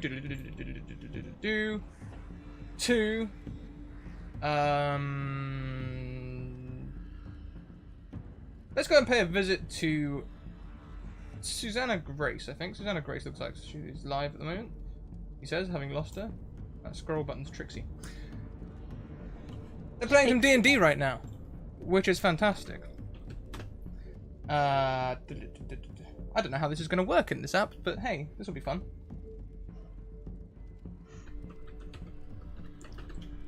New bot problems. Only one way to find out. I assume that's worked. So thank you everyone for your thing. If someone in chat could let me know that the raid is cooling down, that'd be great. Just put a quick yes. Thank you, Don.